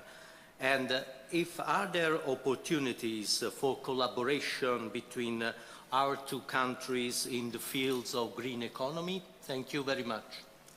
Relations are excellent. Italy is one of our closest partners and friends. in European Union, and not only, it's a good and reliable partner. We have a very active political contacts, and my visits to Italy and the visit of President of Italy to Azerbaijan is a good illustration of our partnership. Today, Italy is one of the leading countries in activities in Karabakh and Eastern Zangezur. Actually, it is the second after Turkey company with respect to the number of companies who work now, and they work on a very important projects on cultural heritage, restoration, for instance, of destroyed palace of Karabakh Khan in Agdam. They work on the restoration of mosques in different liberated cities. So economic cooperation is excellent. Italy is our main trading partner. And oil from Azerbaijan makes a substantial part of Italian oil consumption. And also I think Azerbaijan is second or third gas supplier to Italy. So I can say only excellent, nothing more. And also the Italian-Azerbaijani University, when other and 5 leading Italian universities created a joint university, is also based on profound political and cultural ties. On green energy, we'll be happy to work with Italian companies. So far, we did not start, but the potential is here. And by the way, in the energy area, Italian companies are our main partners. For instance, a famous company, Ansaldo, is a supplier of turbines to our being now constructed 1,000, almost 300 megawatt power station in Mingicevic. Italian, other companies, Mer Tecnamont was a contractor of the big industrial site and now is also helping us in renovation of our refinery. So it's really very solid foundation and very diverse relations which are growing year after year. And thank you for naming yourself a friend of Azerbaijan. We have many, many friends of Azerbaijan in Italy, and try to ask you to convey my best greetings to all of them. Thank you very much. Ambassador Abdulaziz Al-Hour, Director, Diplomatic Institute of the Ministry of Foreign Affairs of Qatar. Mr. President, thank you very much. Actually, I would like to ask what are the key challenges Azerbaijan is facing in balancing economic development with environmental sustainability, especially that Azerbaijan is a hydrocarbonic economy-based country. I know that you partially answered this question. Maybe you would like to add some other key challenges as well. Yes, we managed already to a certain extent to diversify our economy, and now oil and gas makes less than half of our GDP. But our export is something like 95% is oil and gas. So our main, one of the main objectives is now to diversify our export. It will not be easy because, as I already said, gas production and export will grow. And for other sectors of economy, exports, we need markets. Our problem is that we do not have easy access to European market of EU, because of certain restrictions and quotas, etc. And for us, the main market is the neighboring countries. Primarily Russia is our main market for non-energy goods, and also Turkey. And in order to diversify our export, it's not enough only to produce. We need to have access. But we are working on that. But with respect to other sectors of our economy, we have big hopes with respect to transportation. As I already said, this juncture of corridors will create a lot of economic activity. And also we consider these transportation routes not only as a facilitation and transit, but also an opportunity to build industry en route. So we hope that manufacturers from the region will come and do these projects. We now in active phase of development of the free economic zone of Alat, which is already accumulating the residents. So we are trying to do maximum what we can in order to develop other sectors of economy, because digital transformation is one of them. Industrial development is now based on more science-based approach, as I already said, with respect to the employment and fourth industrial revolution. And by the way, Davos World Economic Forum selected Azerbaijan as a regional center for, one of the regional centers for Davos World Economic Forum Fourth Industrial Revolution Center. So this also was a sign of appreciation of what we are doing. Huge potential, as we already discussed, on renewables, with 157 gigawatts of potential of only offshore. And a lot of companies now working with us. And as I said already, we need to strengthen our grid to be able to absorb all that. So I think the future is predictable. Lauren Vinatier, Regional Advisor, Center for Humanitarian Dialogue, Switzerland, France.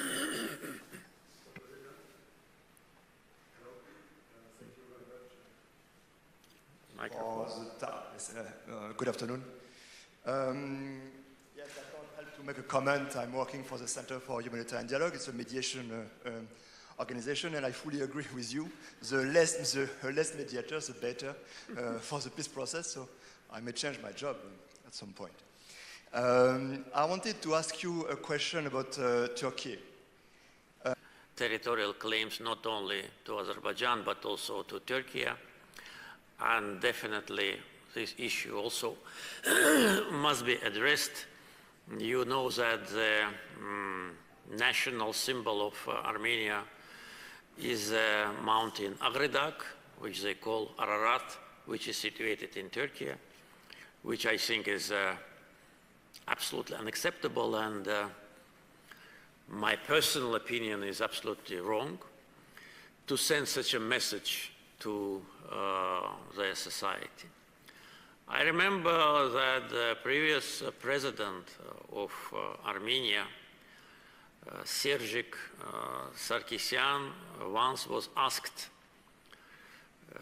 at a meeting with, I think, some young members of his party or something like that, that now we liberated Artsakh, so-called.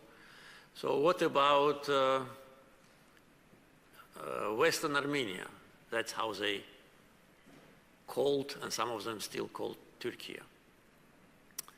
What about our lands when they will be liberated? And he said that we did our job, and this is up to you to do it.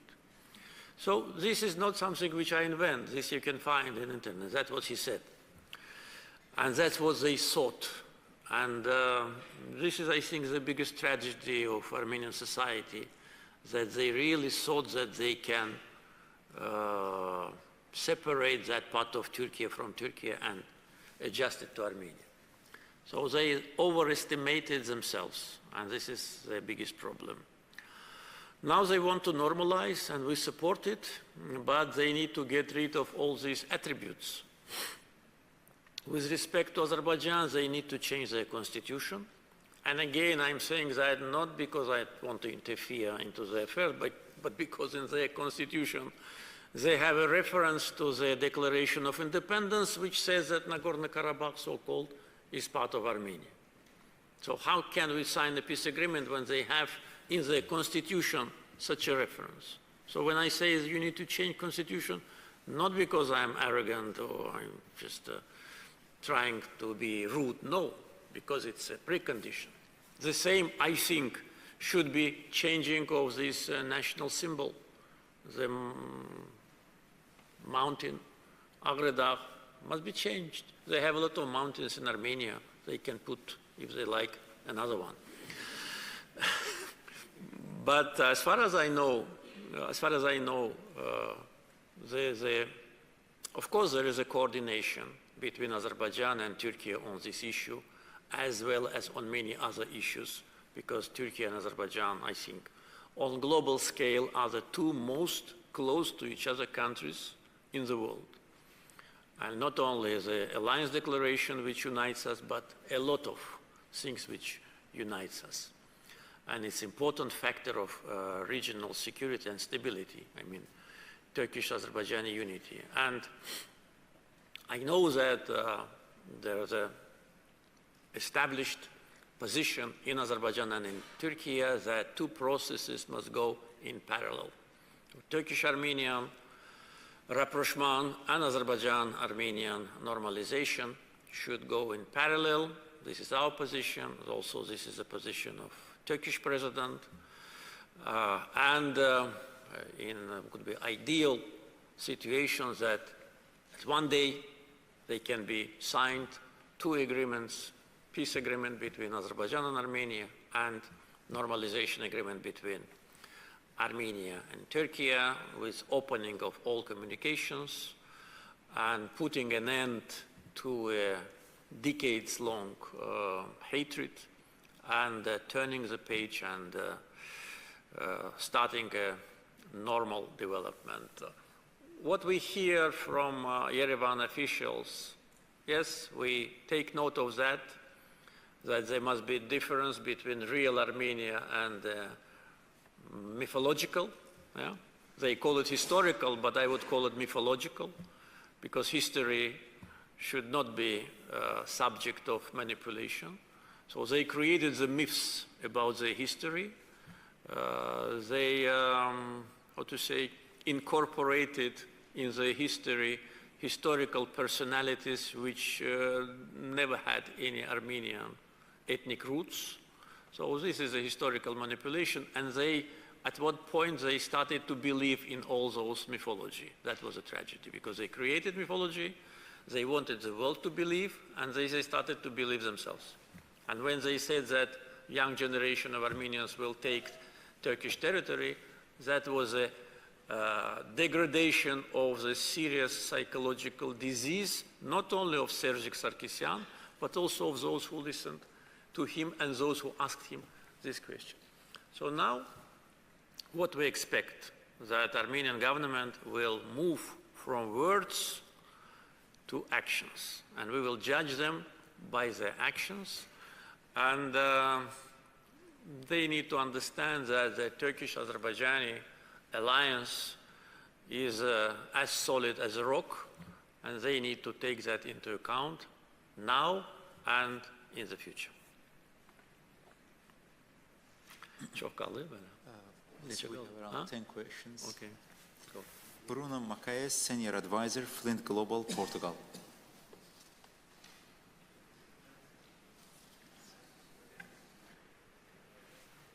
Mr. President, good afternoon. I want to ask about the European Union, which hasn't come up a lot in these conversations, maybe not a good sign for the European Union. You know that we have elections in about a month and a half, a new European Parliament, new Commission, not a new European Commission President, but a new President of the European Council, a new High Representative, maybe new Commissioner positions on defense, and important commissioners on energy. You talked a little bit about your disappointments with the European Union on questions like finance for energy projects and perhaps also trade. I want you to ask you to put your thoughts on the next 5 years of a strategic relationship with the European Union. What do you expect from them vis-à-vis Azerbaijan? Well, our expectations is based on common sense, on understanding of the policy of European Union and what we can achieve in our bilateral relations. We never put targets which cannot be reached. Therefore, we never put a target to become a member of EU. We clearly understood and understand that this is not realistic, and it will never happen even if we will do everything what they demand. And the example of Turkey is a great illustration to that. Many countries were adopted in the European Union after Turkey became a candidate, but Turkey was not, only because the population of Turkey are Muslims. And let's be very fair, and we always speak very openly, and to say that Turkey do not correspond to some criteria is absolutely groundless. So that was a factor, and we understand it, and we're also Muslims, so they will never accept us. Then why should we insist? Let us elaborate such a mechanism of cooperation which will be mutually acceptable. And I think that we were very close to that. Very close before recently, when we saw that there are a kind of attempts to make a dividing lines in the Southern Caucasus. And that was particularly why we expressed our concern with unprecedented meeting in Brussels of President of European Commission, Secretary of State of the United States, and Armenian Prime Minister. Never in the history of this institution there was a meeting like that with anyone from former Soviet Union. Even with Ukraine and Georgia and Moldova, these kind of meetings didn't happen. But with Armenia, which is a member of Eurasian Union, which is a military ally of Russia, which has Russian military base, Russian border security on their border with Iran, Turkey, and now with Azerbaijan, which is a member of Common Defense Treaty Organization, which is kind of a NATO for this part of the world. And we had legitimate concerns about that, because we had credible information that there was a military component of that meeting, and we still believe that there was. I don't know to what degree it was materialized or not, but it is a serious concern. Plus, we know that the European Union is planning to allocate substantial finance from so-called European Peace Facility. Actually, this is a structure which finances supply of weapons. It is called Peace Facility, but it is not peace, actually. And this is again against us. And this is also of concern. So these are the main factors of our concern, and unfortunately, again, Armenia is interfering into our relations with other countries and institutions. My answer would not be full and completely sincere if I don't mention the person whom you mentioned, who will be substituted, the High Commissioner for Foreign Policy, who said that the European Union is a garden and the rest is a jungle. And that was a public statement. And he called all of us a jungle. Africa, Asia, Latin America. And if it was said by, say, a member of European Parliament, even the President of European Parliament, I wouldn't have been surprised, because European Parliament is one of the center of Islamophobia and corruption, which is well known, but it is said by the person who is responsible for diplomacy of European Union. And no one in European Commission, those who stand higher than him, no one corrected him. No one said, go, Mr. Borrell, and apologize in front of the rest of the world. You call us a jungle, okay? But your garden's trees would have dried out if not for this jungle. So how can we continue business as usual and pretend that we didn't hear? We cannot. And we say it, and I say it publicly. So these are fundamental issues. Yes, we have cooperation in energy. They asked us to help when there was a disruption of gas supply from Russia. They came and asked us to help. And in July 2022, just several months after war in Ukraine, we signed declarations. They asked us to increase supply. We said, okay. We started to invest. We wanted to help them, and we still want to help. Anyone who wants to help can rely on us. But we must also see the adequate attitude to us and to seriously assess our concerns. And our concern is actually the security of our country and our people. We suffered from occupation, and Europe turned a blind eye on our refugees. Now they help people who moved from Karabakh to Armenia.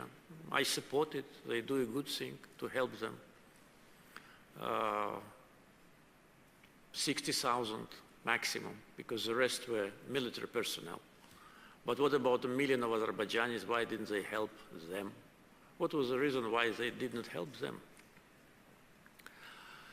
So these are questions which we ask, and we don't have answer. So, again, understanding the geopolitics of the region, we should base our steps on not on kind of expectations and perceptions, but on real situation. But at the same time, I think open discussions with all the partners, including European Union, is necessary. If they want to be more active in the Southern Caucasus, they cannot ignore Azerbaijan, the biggest country with respect to territory, population, and economic potential. If they want to ignore Azerbaijan, they will not be in the Southern Caucasus. This is clear. We are ready for cooperation, but based on mutual respect and mutual interest. That would be my answer. Klaus Lares, Professor, Wilson Center, United States. Thank you very much for your many exhaustive remarks. It's certainly most interesting to be here.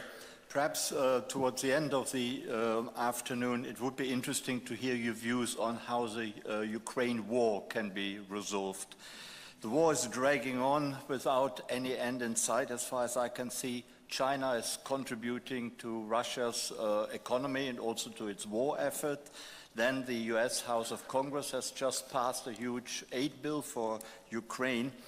And there's serious concern in Europe, as far as I understand, that if Ukraine is defeated, Putin will go further into the Baltic states, into Poland.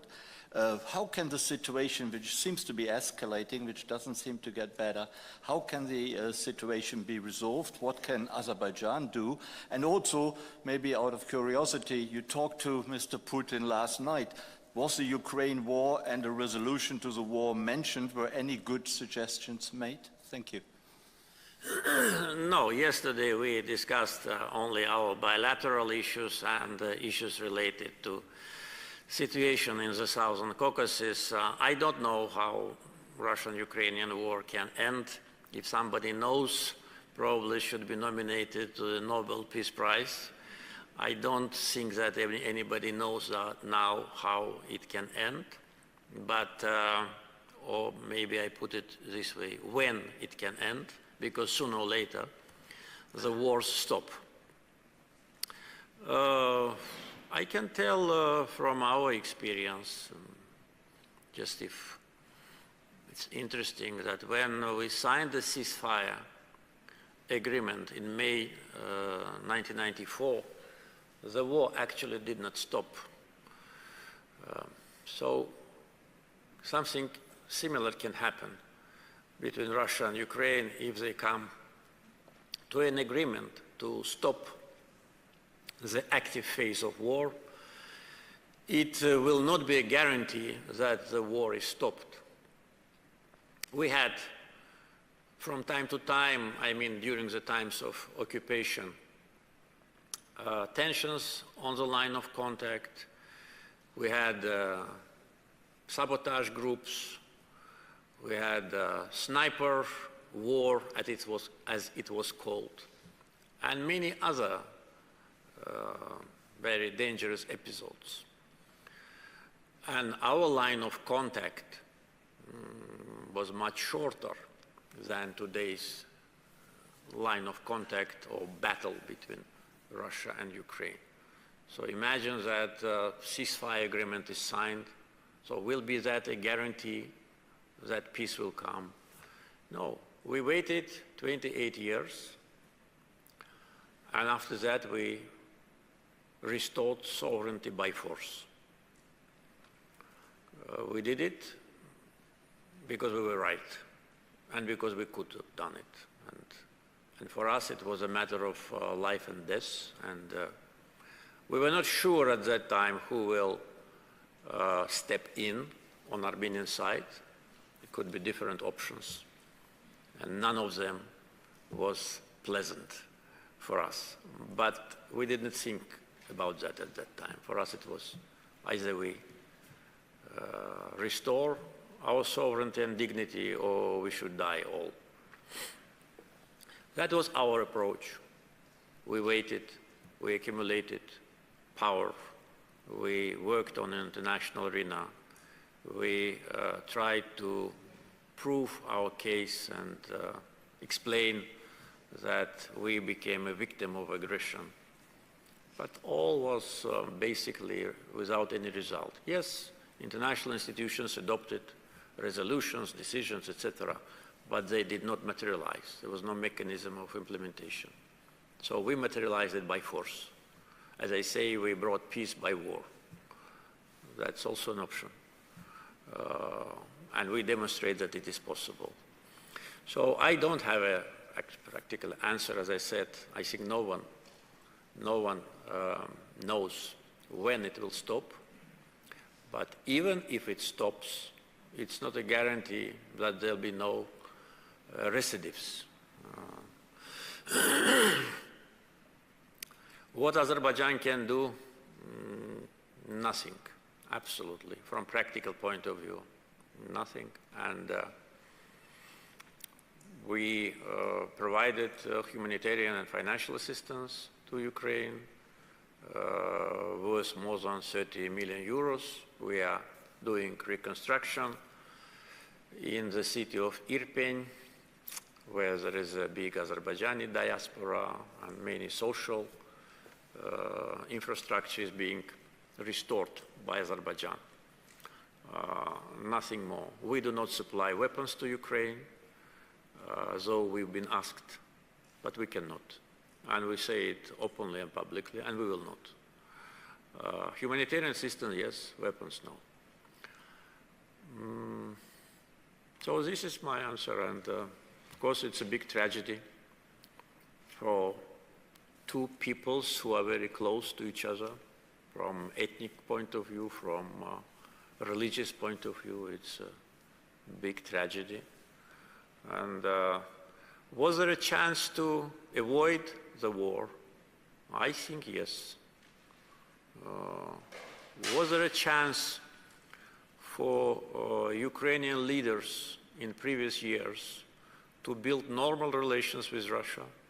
I'm absolutely sure that yes. I was just speaking about Russian-Azerbaijani relations. We are neighbors. We built strong partnership relations. We respect each other's sovereignty. We do not interfere into each other's affairs. Couldn't it have been possible between Russia and Ukraine? Of course. Russia and Ukraine are two very close peoples. Why didn't it happen? Who is to blame? I have my opinion, but I will keep it for myself. But I think the chance was missed in the beginning of 2000. The chance for Ukraine to build a strong state was missed. That's my personal opinion based on my experience and my knowledge. I knew and worked with all Ukrainian presidents except the first one. I'm in this chair since 2003. And when I say something, I say it because I know and I experienced, and not somebody told me something. I witnessed many episodes in Russian-Ukrainian relations.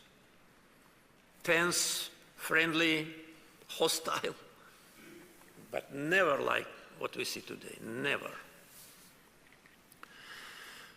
So this is unfortunately the tragedy situation, and people are dying every day.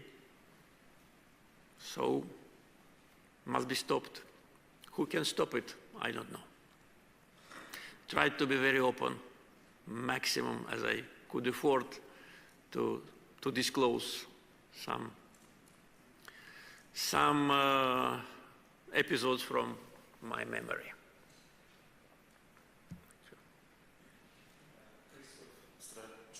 Head of Turkey, Caucasus and Central Asia Department, Center for Eastern Studies, Poland.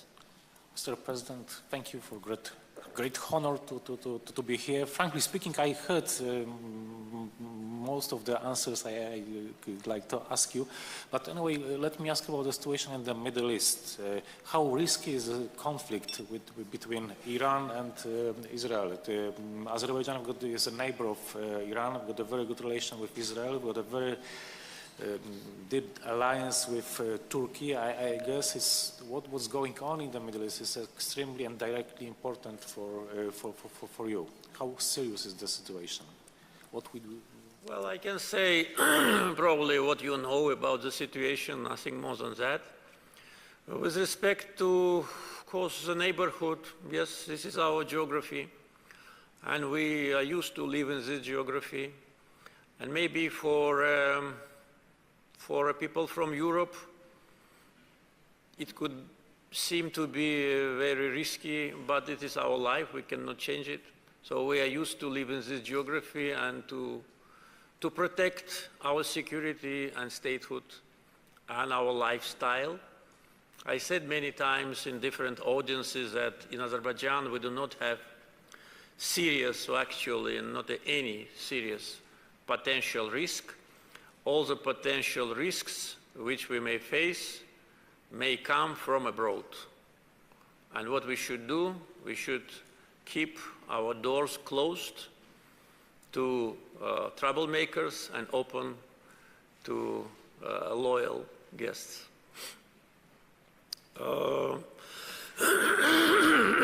But what we can observe is that both countries are not interested in escalation, and this is a good sign. Maybe this kind of mutual attacks maybe was necessary for both sides to understand that they should refrain from these provocative steps, and I think they demonstrated high level of wisdom in order to stop. And I think that even without advices from other sources, they would have stopped, because none of them is interested in that. It will be another devastating confrontation which neither these countries nor the peoples of these countries nor the world can afford. So do we feel some concern? Well, not more than daily, which we used to. We live in this geography where things happen, where wars always was a way how to treat your neighbor. The Caucasus, unfortunately, whether it's south or north, for centuries was an arena for wars and bloodshed. What can we do, including Azerbaijan? And so we put an end to war. By war, we have now recession, I would say. How long it will last, nobody knows. It not only depends on us. If it depends on us, it will be lasting forever, and, but it does not depend only on us. Caucasus now, this part of Caucasus, I mean Southern Caucasus, becomes more and more attractive for many countries, and of course location important, natural resources are important, neighborhood is important. Azerbaijan is the only country which borders Russia and Iran. No other country has this border with both of these countries. This is our life, we live it with dignity and with maximum commitment to our independence. And I think today's Azerbaijan is a good illustration that it is possible, and geography and difficulty should not be used as a pretext for complaints. You know, our geography is different from European, but this is our life, and we must live like independent country and achieve success in order to demonstrate to people of Azerbaijan that our choice and our lifestyle is the best in the region. That's what we are trying to do. Nasir Obeydat, President, University of Jordan. Thank you, Mr. President, for this comprehensive discussion. Again, most of my questions were answered, but still I will ask another question based on your experience with Armenia, and you have the feeling of occupation. What do you think about the suffering of people in Gaza? Can you do something? I know that you have good relation with King Abdullah II from Jordan, because here we are talking about the human factor and suffering of people, not only killing, but people that don't have food to eat, and etc. So I want to hear from you about this. Thank you. Yes, our feelings are absolutely clear. All the people who watch this tragedy, we feel the same. We feel big sympathy with innocent victims, with families who lost their beloved ones. We feel sorrow when we see how children die. Our feelings are absolutely common to every normal person. What we can do, again, I already tried to answer this with respect to Russian-Ukrainian war, not much. We are not part of the region, and if regional countries cannot do anything, then what Azerbaijan can do? Neighboring countries, unfortunately also, they cannot do anything. So this issue, fortunately, leads to unprecedented tragedy and truly unprecedented level of injustice. That's what I feel. But we live in the real world. We don't live in the world which is based on papers. We had paper for 28 years, the most valuable in the world, which was a resolution of UN Security Council. So what? Who cared about that? even those who adopted those resolutions demanding Armenia to withdraw its troops, they themselves did not do anything in order to implement them. And what should be done with these resolutions? Cover ourselves with these resolutions? No. We took a rifle and went to die. That's what we did. Is it my recommendation forever? No. I'm speaking for myself as a president and commander-in-chief and on behalf of 10 million Azerbaijanis who feel the same and share the same, and during the times of occupation and during the war and during the post-war situation. And we celebrate now already in our soil, we celebrated for 4 years. This is the bitter truth of real politics and must be taken into account. Solidarity, okay. Does it work? No. Words? No. Nothing. We felt it on our skin 28 years. So what can I say? Every leader of a country or of community has its own way how to tackle this issue. There are leaders who prefer to have negotiations forever. I also wanted, but then I said, enough is enough. My recommendation is not to copy what we have done. I just want to share with you. You asked what I feel, I told you, and how I see the situation. I don't want to say something which I don't believe in, saying that unity, solidarity. No.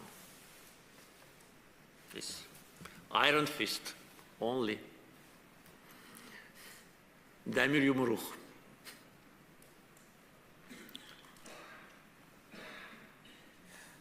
Our next question, Liliana Smith, Director General for International Affairs, Chairwoman of the Foundation Council, Hungary. Your Excellency, Mr. President, it is a huge honor for me. My question is very short. Do you see Azerbaijan as most important bridge between Eastern and Western world, taking into account the connectivity strategy that is being implemented?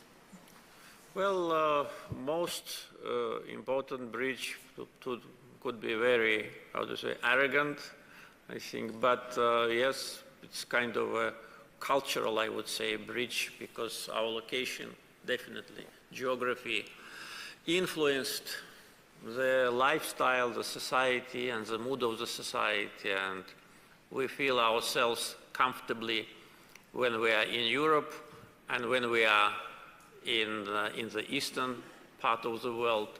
We do not feel discomfort because Azerbaijani society for centuries absorbed to a large degree the values of both civilizations, of Islamic civilization and European civilization. So definitely this location dictates us to be proactive on transportation, because if we did not use this location, no one would forgive us. And we started to invest and build, and as I said, it was not enough only to build railroads or ports. We need to build bridges between countries. And I was saying many times, every country which wants to be a transit country, and now we see that the number of those who want to be transit countries is growing, first must build bridges between the countries. Because if you don't have good relations with your neighbor, immediate neighbor, and the neighbor of your neighbor, you will never be a transit country. They will bypass you. They will avoid you. So our strong relations with countries on the eastern shore of the Caspian Sea, Central Asia, on one hand, Georgia, Turkey, and many European countries on the other hand, Russia and Iran on north and south. This is the reason why we talk about connectivity and this juncture north-south, east-west. If we had problems with only one of these neighbors, it would not work. And would it make our life better? Of course not. As I said, we must protect ourselves from external potential risks, and that will be a guarantee for our success, because internally, as I said, we don't have points of concern. Now geopolitical situation after Russian-Ukrainian war changed so that our geography is needed more than ever before. We were talking about north-south transportation route. This project is being discussed for more than 20 years. And as I said, in Azerbaijan, we have a railroad which can send 6-7 million tons. Now, it is needed for our neighbors to have 15, maybe 30 million potential of this road. The same Russian-Ukrainian war led to problems on the transit through Belarus and Poland. And middle corridor, again, was more demanded as never before. Situation will change, of course, will change, and nothing is eternal. But we, with our connectivity projects, should not try to take advantage of this situative change. We must create such a platform with tariffs, with digital transportation system, with predictable, to say, cooperation, so that this road is used even after all these sanctions and blocks are lifted. So that's what we are trying to do. Ne kadar kaldı? 5. Kırşeben Antun. Belki yorulup audience'ı. Yok, ben yok. Kırşeben Antun Dumovic, Senior Associate, Institute for Development and International Relations, Croatia.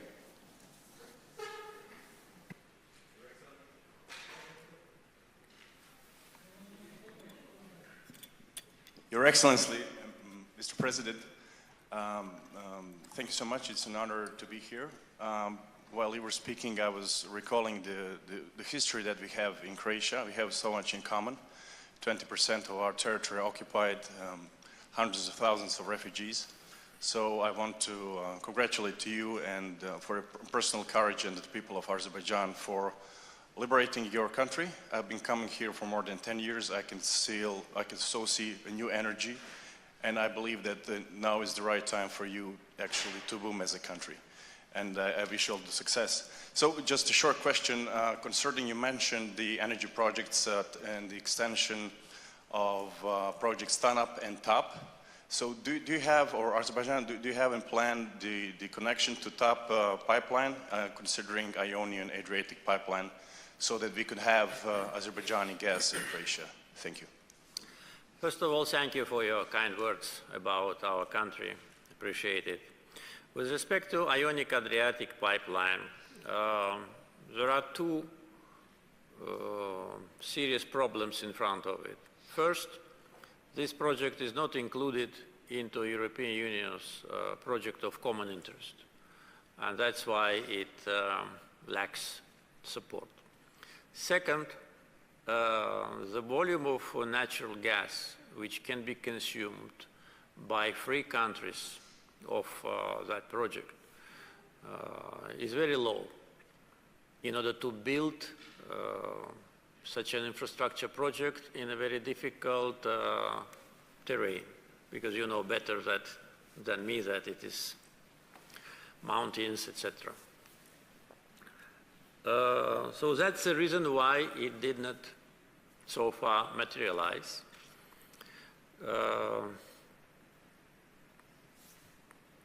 Is there alternative? Yes, there is alternative, and we are working on that. Of course, if anybody will build Ionic Adriatic pipeline, we will start supply definitely, because we have additional gas resources. But if not, access to Croatia and from Croatia to your neighbors in Bosnia-Herzegovina and Montenegro can be achieved through Hungary, because we already started gas supply to Hungary, I think, several months ago. And this is, I think, the way how to have access to your market. And as far as I know, representatives of the governments of Croatia and Azerbaijan are already in the phase of consultations about that. So I think that this is a more realistic way, because, as I said already, we are physically in Hungary, and we actually also, through Bulgaria, already entered the market of Serbia, which can also be a route to the neighborhood. So I think we need to explore those options which can be realized sooner and with less costs. John Roberts, Energy Security Specialist, Messings, United Kingdom.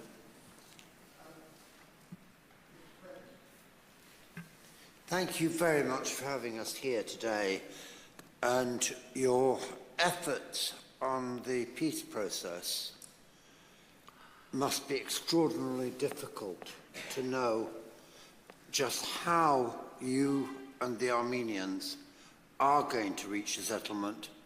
So therefore it's very encouraging to hear that you think that you're going to manage to do that relatively soon. So thank you for that. Question I want to ask is actually about COP and the energy transition. And it's a simple one. What do you think the relative importance is between renewables on the one hand and fossil fuels, particularly natural gas, in the pursuit of Azerbaijan's own energy transition? I think I already touched upon this issue about the proper balance between fossil fuel and renewables, and Azerbaijan, I think, is a good example of that, because having a huge deposits of natural gas, which will be enough for us for at least 100 years to supply ourselves and the markets, we at the same time attracted investments for renewables. It was just I have to say, a gift for us that we have sun and wind, and as inhabitants of Baku sometimes complain about the wind because it blows day and night, something like 300 days a year, but now it will bring not only fresh air from the Caspian Sea, but also clean energy. So I think that in several years we will demonstrate what I say on the ground, because I already mentioned about the projects which are already in the pipeline and more to come, and we'll be among the leading countries with respect to transition from fossil fuel to green energy. We plan to supply our electricity demand with renewables, and to have natural gas mainly for export for those who need it. Thank you. Rachel Rudolph, Assistant Professor of Social Science, Researcher, Beijing Institute of Technology, United States. Hi, Mr. President. I'm glad to be here again for a second time. I want to ask a very specific question. Building on what Professor Chiang had mentioned with respect to Azerbaijan-China relations, I'm interested in, more specifically, electronic vehicle development in Azerbaijan. And I know that that was a conversation that was just discussed last month. So when talking about the development of Azerbaijan's indigenous EV market, what role do you see China playing in that specifically? Thank you. Thank you. We consider China as our main partner in this process. We held very productive negotiations with several Chinese companies, and I think the decision has already been made in favor of BYD, which will start soon manufacturing of electrical buses, and not only. Also, I think the contract either signed or soon will be signed in order to purchase a substantial number of electric buses from BYD as a first step in our cooperation. And also, I think, as far as I remember, there is also a guaranteed number of electric buses which our state will purchase from manufacturing in Azerbaijan. So our plans with respect to electric vehicles was not only to buy them, but to create a manufacturing here, because we already have several factories which assemble vehicles from different producers. We will need probably hundreds of buses, but also taking into account that BYD also is very famous in different types of electric vehicles. I think for the market, it will also be a big advantage. So it's already done deal. I am not sure about the formalities, but decision has been made. So we're looking forward to, how to say, receive the first buses probably before COP, and that will be another, I think, good demonstration to the international community about our agenda. Wojciech Gorecki, Senior Fellow, Center for Eastern Studies, Poland. Çok sağ olun, Janaab President. Thank you.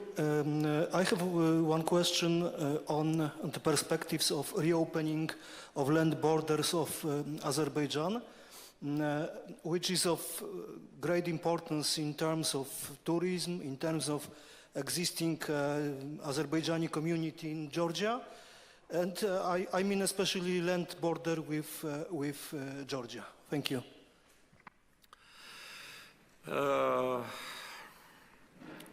We were talking about security, regional development, risks, etc. And we see around us different areas of instability. Keeping the land border closed decision was made because of COVID. We still are formally in the quarantine phase, but at the same time, let's be frank, the decision to keep the borders closed is not only based on that. We see now, after already some time the borders are closed, the strengthened security in Azerbaijan. In previous times, there have been many cases, some of them were public, some were not publicized, that we faced serious threats and problems coming from outside. And when I said that all our potential risks can come from outside, I meant exactly that. I think you will understand if I don't go too much into the details, but as a president, as a person who on a daily basis deals with the issues of national security, I can say that we've seen tremendous benefits for our national security after we closed our borders. And this is the reality. Yes, people have to take that into account. We understand that there are inconveniences for people in Azerbaijan and also for Azerbaijanis and other nationalities who live in our neighborhood. but national security should prevail over all the other feelings, or all the other reasons, especially at a time when we have war on our northern border, we have crisis on our southern border, and we have new areas of conflict emerging like mushrooms after the rain. I think that the people of Azerbaijan understands it. With respect to the tourism, I can say that the number of tourists is growing year after year. Probably this year we will reach pre-COVID number of foreign guests who enter Azerbaijan. First 3 months of this year demonstrate 24% growth of foreigners who come here. So if this trend continues, by the end of the year we'll have more than 3 million foreigners who come to Azerbaijan, which is more than it was before COVID. So for tourism, actually it doesn't make any difference. Yes, it is inconvenient for some people in Azerbaijan who would like to go by car to the neighborhood, we understand it. It is inconvenient for Azerbaijanis who live on the other side of the border in Dagestan and in Georgia and in Iran.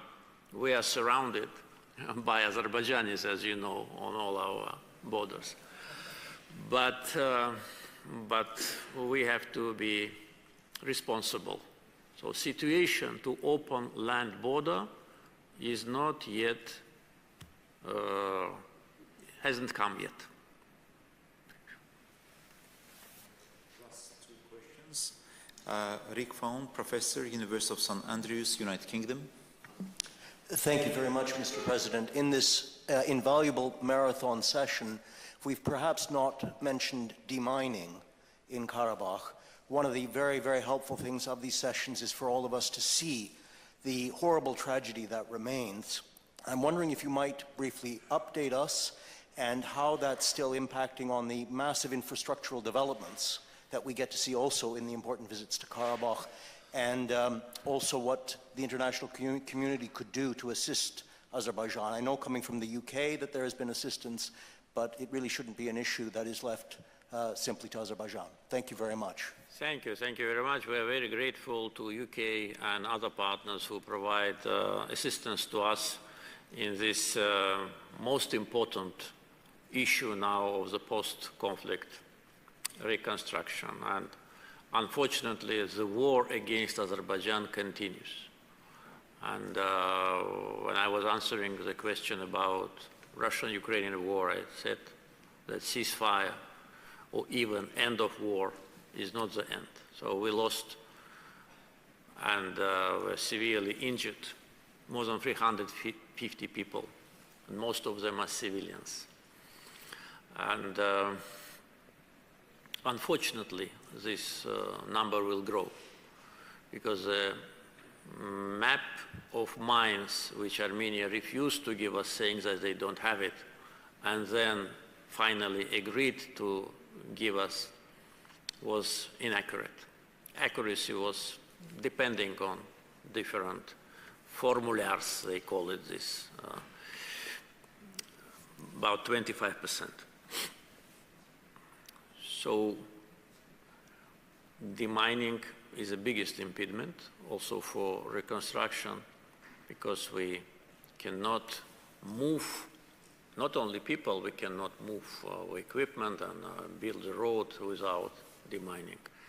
Our resources are limited, though we increase the number of personnel in our state demining agency. At the same time, we created several military units of deminers in our defense ministry, but still it is not enough. That could be one of the issues where European Union can help us. And we raised this issue and even said that if you don't want to give the money, no, you give the money to to the company who will come and demine if you want to help. And actually that could be fair because they already announced that they have a huge package for Armenia. It was announced like $2.6 billion US dollars, though Armenian territory was not a subject of occupation and devastation. But when it comes to Azerbaijan, unfortunately, we see different approach. So we would be grateful to any country or company, and also if some NGOs, some donor organizations could help us. We need more trained personnel. We need more people. And of course, if financial support is given, we will be very grateful. If not, well, we'll continue like that. Every year we allocate from our budget about 60–70 million US dollars for our agency for demining.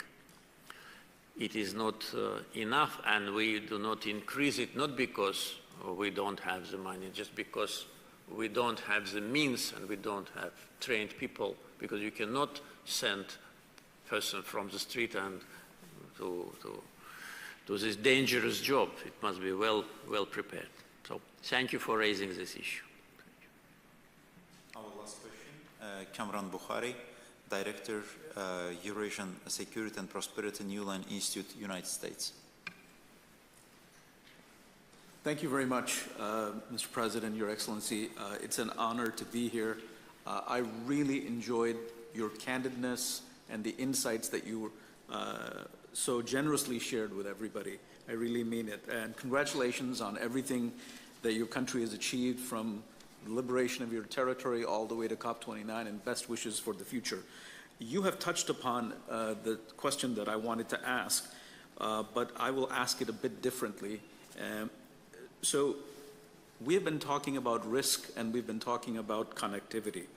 And you mentioned the north-south corridor. We've talked about the middle corridor. There are great changes taking place to the north of this country and, of course, to the south. There is the conflict that you have explained that you don't expect between Iran and its adversaries to get out of hand. But Iran is also going through change internally. Likewise, you mentioned that you don't know when, and none of us can foretell when the war in Ukraine will end. But the implications, the longer it goes on, the implications become more and more grave. How do you see this strategic environment affecting your country's ability to navigate towards the future and to achieve the goals that you've set for yourself? Thank you. Well, actually, I think the best way how to navigate in this difficult environment, even without this war situation in the region, is as it is. I think the main remedy and the main recipe could be to be fair and to be straightforward. We managed to establish good relations and sometimes excellent relations with our neighbors, I think mainly because of that, because they can trust us and they know that there will be no surprise from us.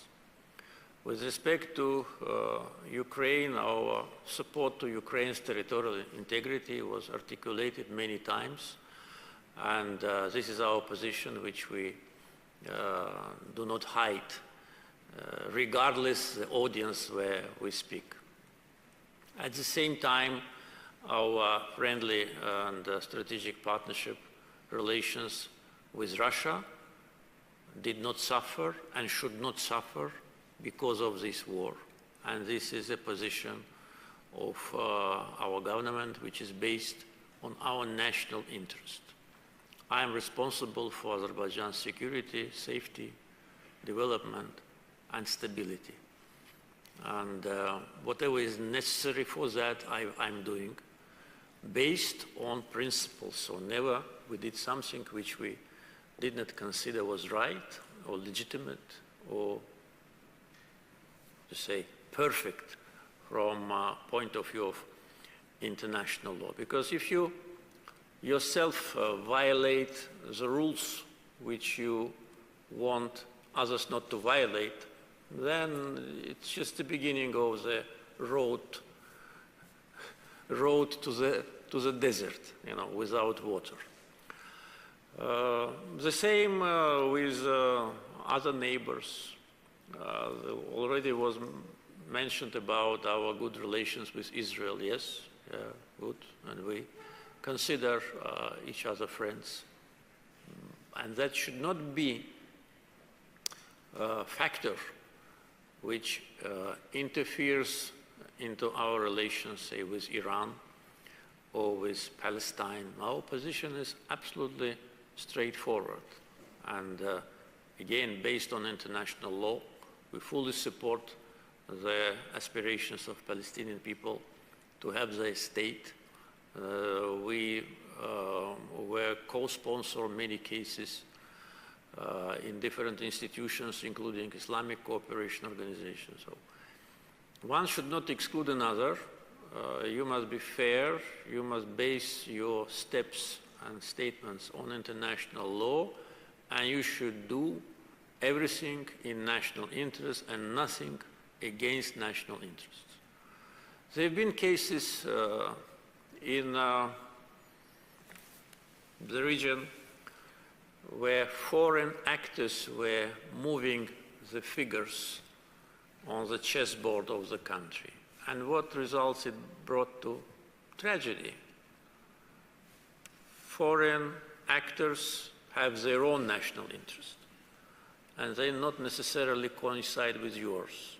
If they coincide, good. If they don't, we say no. We never joined any adventure which could create potential threat to Azerbaijan.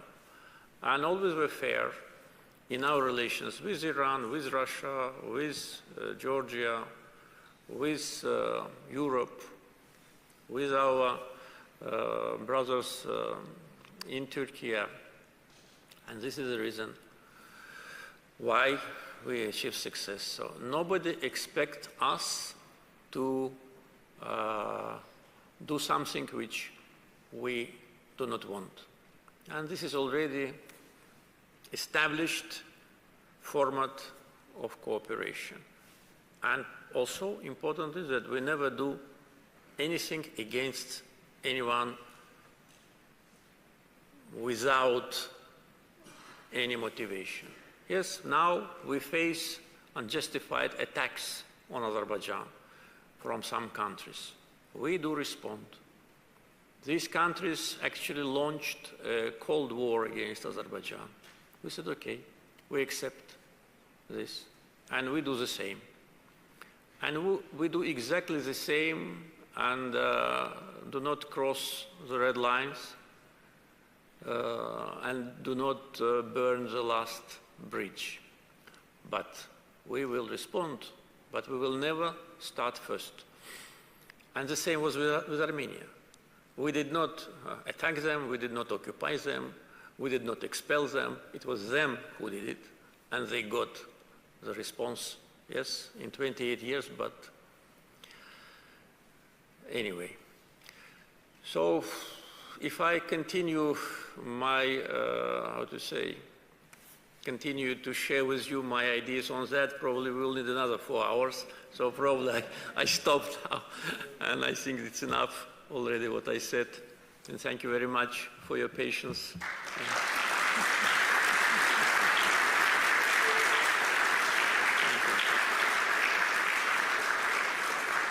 So, all the best. Have a safe trip.